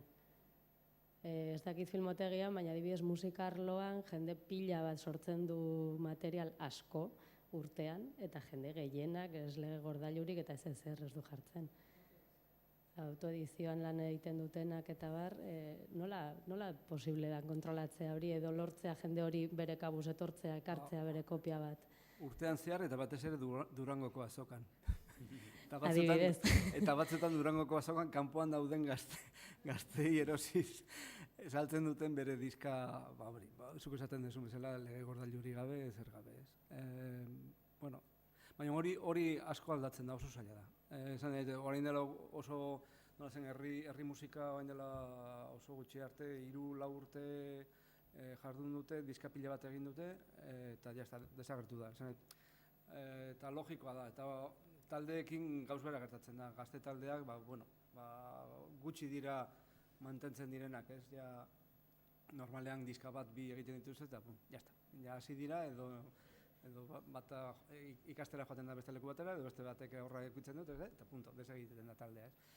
Nola kontrolatu hori, gu normalean eresbilen kasuan dosierren bitartez. Guk egunero egunkariak, bi egunkari sistematikoki 2 edo 3 begiratzen ditugu, eta orduan alteratzen diren albisteak, talde batek diska bat aurkeztu du, hori moztu egiten dut, eta bere dosierra, talde horrek ja dosier bat dauka. Eta apuntatzen dugu urte honetan diska batera da, eta orduan lege gordailutik etortzen bada, perfecto, jazta, iritsi da, eta jazta. Lege gordailutik etortzen ez bada, hori lortu behar dugu. Eta horrela funtzionatzen dugu, oso modu horrela, etxeko moduan, ez? Apuntatuz, hau batera da eta lortu egin behar dugu. Askok egia da baita ere, askok bialtzen dizkigutela diskak ere. Eresbilek doaintzako dokumentu asko jasotzen ditu. Hala ere sensazioa izan behar du, gauza pila bat geratzen dira kanpoan, ez? Bai. Esaten dizuet, gu kalkulatzen dugu horrela publikoki publikatzen dena, lege gordailu sartzen dena gutxi gora bera 1/2 da. Eta gero ja bere inguruan edo ingururako argitaratzen dituzten taldeak, zenbat gordetzen dugu? Nik esango nuke desente baietz, 90-90 esango nuke. Herri txiki bat gera eta posible da. Hori ikusten duzu Espaini mailu guztian, liburutegi nazionalko hori ezin du egin. Eta Katalunian esango nuke ez da ere. Ni dakidanez Andaluzian ere ez dute hainbeste kontrolatzen. Gehienak azkenean lege gordailutaz fidatzen dira eta punto.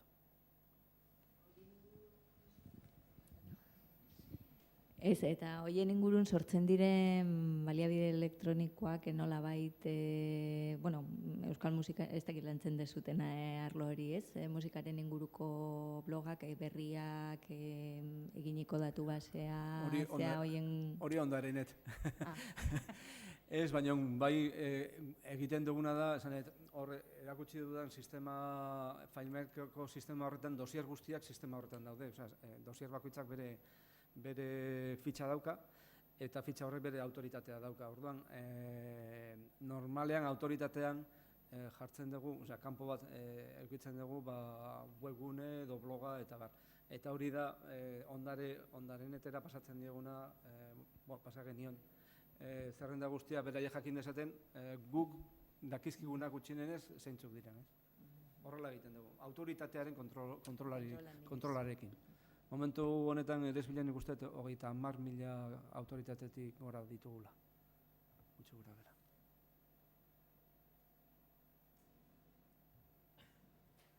Hor galdera bat. Kaixo, egunon. Galdera bat, aipatu duzu lehen jon eta ados nago sormenaren inguruan edo sormena kudeatzen duten dokumentazio zentro edo nolabaiteko erakundeek egin beharreko, ez dakit, sistema bat edo nolabaiteko harreman hori eta bultzatu, horrek ere uste dut indarra ematen duela gauzak aurrera ateratzeko, borrokan egiteko eta beste hainbat gauzetarako. Orduan, galdera da, alde batetik, komentatu duzu, argi izan behar dugu zeintzu diren gure erabiltzaileak. Nik uste dut ere, ez dakit egiten dezuen lana, erabiltzailez aparte zuen hornitzaileak bilatzeko. Zatik, sormena azkenean kudeatzen dezuena neurri handi batean edo batik bat da produktua, objetua, sormena, sorlana. Orduan, prozesu horretan sormenatik zuenera iritsi arte hor dauden erakunde edo batzutan sormena guztiz naturala izaten da. Baina beste batzutan bai dator hezkuntza erakundeekin lotuta. Orduan, nolabaiteko harreman hori lantzen duzue erakunde horiekin, zatik azkenean erakunde horiek badituzte pertsonak eta pertsona horiek sortzen dituzte neurri handi batean gero kudeatuko duzuena. Lan hori egiten da, zatik askotan ez da bakarrik erabiltzaile finala, baizik eta prozesu hori, eta azkenean prozesu hori sortu egiten dutenekin ere nolabaiteko harremana nik ikusten dudan bezala paketea osatzeko pixka bat. Ito ondo esplikatu dudan, Niretzat edo jonentzat da galdera. Guk ez. Uste argi eta garbi, bueno, azken finean gure gabezietako bat da, ez? Azken finean Euskal Herriko sortzaileekin ikusentzunezkoak egiten dituzten sortzaile mordoarekin. Pila bat dira eta gaina kalidadekoak. Bueno, endatik dago, noski, baina guko batez ere ez daukagulako almenik, edo bintzat ez dugu egiten jakin izan, bintzat orain arte, eta orain goz bintzat fidatzen gara giza generoaren boluntate honean, ez? Hau da, gutaz gogorarazteko, gogoratzen badira eta voluntarioki esaten badigute, hau daukazue, hemen gorra ezazue, etorkizunerako hemen egon dadin edo, eta beste alde, Jaurlaritzak ematen dituen diru laguntza horiek jasotzeko baldintzetako bat bertan kopia bat ustea da, ez? Orduan, nik uste dut hor lan handia daukagula egiteko. Lan handia daukagula eta oraingoz behintzat zaila ikusten dut egin ahal izatea. Realista izatea nahi badezu. Gure kasuan, esango nuke oso modu asistematiko batean. Esan dezagun, erakunde batzukin harreman estua daukagu, adibidez, Euskal Herriko musikagileen elkartearekin harreman oso estua, bere egoitza gure egoitzan dago. Baina badu logika eta nik uste dut hortan suerte handia eduki dugula eta oso arraroa da. Erakunde bezala gu hastea ekintza baten ondorioz, musikastearen ondorioz, eta hori nolabait ekintza hori orain eresbilen ekintza bat bihurtu delarik harreman estuak edukitzen ditugu sortzaile guztiekin, ez? Gu Hereneun etorri zitzaigun koru zuzendari bat, konposatzaile bat, eta noizbenka urtean behin edo horrela ekartzen digu bere pendrive bat, eta hori azkeneko nire lanakin, horrela, entxufatu eta jetxi. Ez da kasu bakarra badira gehiago. Beraiekin, sortzaileekin guk suertez eta musikasterekin daukagun harremanan bitartez suerte eduki dugu. Beste batzuekin, txistulari elkartearekin ere oso harreman estua daukagu. Seguruenik bere artxibo guztia eresbilera etorriko da, hitzarmen bat egingo da nukez. Musikenekin adibidez, harreman oso estua daukagu, hitzarmen bat daukagu musikenekin, eta hor badaukagu hemendik aurrera biok batera lantzeko zenbait ekintza, bai dokumentazio arloan, bai ikerketa arloan, eta horrek nik uste frutu desente aterako ditula, ez. Eta liburutegi publikoekin adibidez, pues depende. Horrela zuzenean proiektuak egitea ez da inerresa. Orain dela gutxi, kontatu ez da etorri Errenteriko liburutegitik ez da baino, Mari Jose ez da etorri, baina kuriosa izan zen, baina, azkenean guazen ikustera zer ateratzen den, baina polita izan daiteke. Historia zen, Errenteriko artxibo eta liburu sistemaren burua eskatu zidala izu joan, komeni gustatuko litzaidake Errenteriko liburutegian, udal liburutegian, Errenteriko rock eta pop talde guztien kopia bat egotea jendeak hartu dezan prestamo bezala. Bale, gure aldetik ez da problema, hasi ginen zerrenda bat egin genuen, musika taldeen elkarte batekin jarri ginen hartu emanetan gila hori osatzeko eta bar, eta hitz egin nuen Mari Joserekin. Eta Mari Joseak esan zian, Jon, niri diska pila bat ekartzen badizkidazu, diska horiek gaina diska kopiak dira. Diska horiek ez dira maiz erabiltzen, ondatu egiten dira. Baldu zentzurik hori egitea. Eta orduan, bideon artean pentsatu duguna da katalogo bat egitea. Eta katalogo hori udal liburutegiaren blogan jartzea. Orduan, Errenteriako musika taldeen katalogoa, esan ez, zer diska dituzten, diskaren guztiak, eta disko guzti horiek eresbilen daudela. Eta horietatik kopia nahi ezan eskoro eskatu dezatela. Hortara iritsi gera. Askotan, igual, matar moskasak kainonazuz ditzen dena, pentsatzen dugu, eta igual beste dokumentu mota batzuk lor ditzakegu modu sinpleago baten, ez? Ikusiko dugu zertan geratzen dut. Modu bat da, lantzeko agian lokal produktuak gure kasuan entzumenezko produktuetan, disketan, ez? Eta egin daitezke katalogo txikiak, herri edo hiri baten taldeekin. Hori ez da zaila.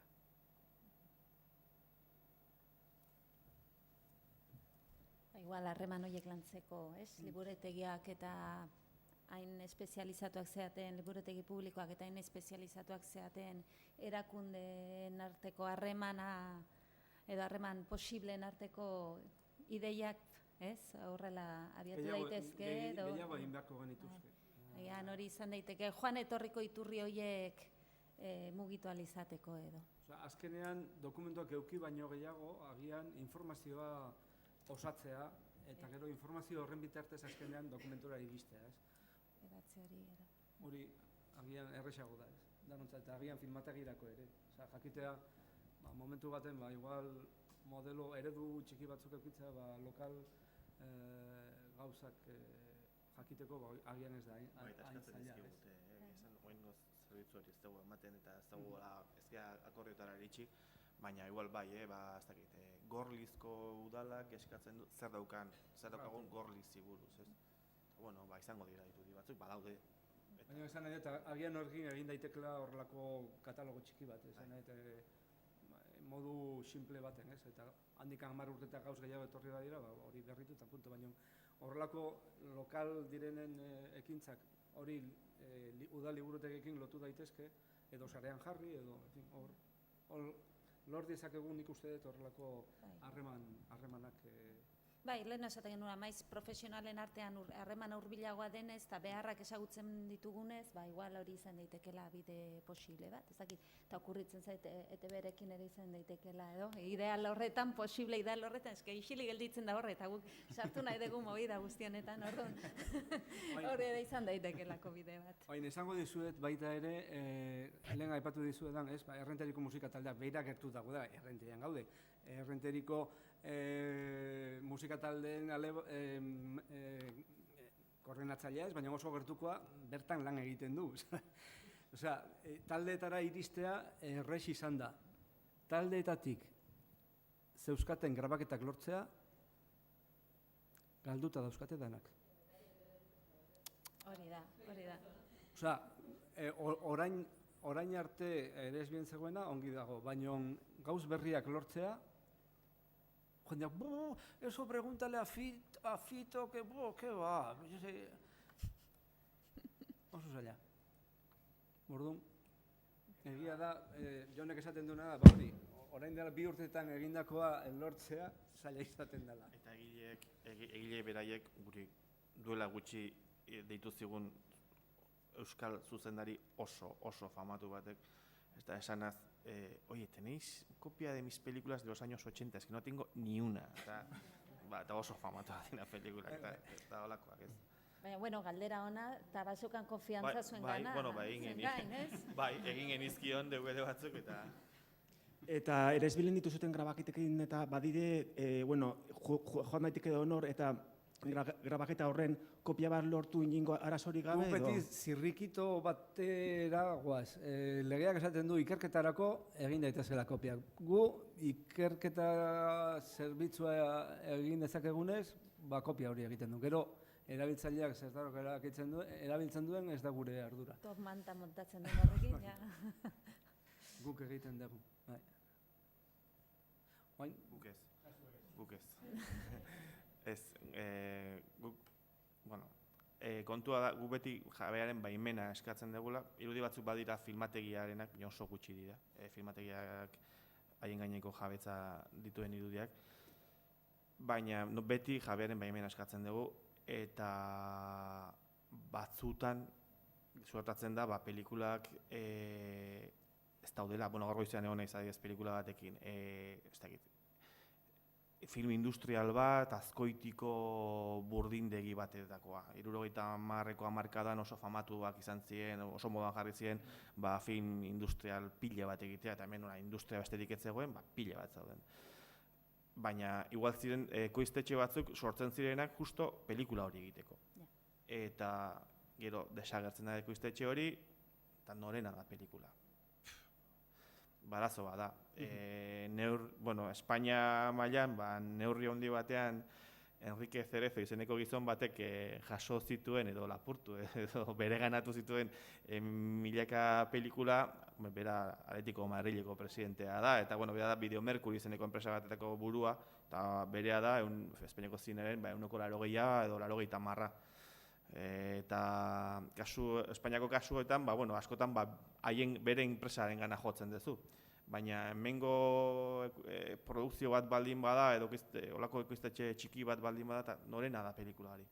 Oso zaila izaten da askotan jakitea, eta kasu horietan, erabiltzaileari esaten zaio, erabilitzazu nahi badezu, baina egin zazu, igual gutun bat, esanaz, filmategiak ez du inolako erantzukizunik izango, bestela, azkenean, segunda norenaren pelikula, arazoetan sartu zaitezkerago. Gure kasuan ere esan behar dut, danak sinatu behar dutela, kopia hori, legean araberaz ikerketarako jasotzen duela, baina gero erabilpena bere ardura dela. Eta esan beharko nuke baita ere, eresbilen dagoen guztia ezin dela ere kopiatu, hor fondoetan ere, segun eta fondoa ze baldintzekin sartu den, badira dokumentuak kopiatu ezin direnak, eta noski. Gauz batzuk, oraindik urte batzuk pasa behar dira hori posible izan arte, baina beste batzukin, adibidez, komertzialak horrela direnak, normalean kopiak egiten ditugu. Ulertzen dugulako gaina, askotan 5 urte pasa ondoren, ja komertziotik desagertu dela diska hori, gehienetan. Normalean, partituren kasuan, adibidez, guk norbaitek publikatutako edo kalean eros daiteken partitura deskatzen bat diguten normalean, esaten dugu, hau honengatik publikatuta dago eta punto eros izazu. Baina konturatzen gera, disken kasutan, kasu askotan hori dela 10 urteko diska bat, desagertua dagoela. Orduan, asuntua da, hori eros daiteken ala ez. Ez dakit beste galderarik dagon, eta ez badago, itxitzat emango dugu gaur goizeko saioa. Eskerrik asko hiruei, pentsatzen dut gaurko saioa ondoren hobeto ezagutzen ditugula zuen erakundeak eta nondik nora aritzen zaten, eta ia inorri okurritzen zaizkigun elkarlanean abiatzeko aukera ezberdinak. Eta, sistema horren hasiera martxan jartzea ez legoke gaizki ez da ere. Eskerrik asko hiruei eta eskerrik asko etorri zaten guztiei. Bihar arte.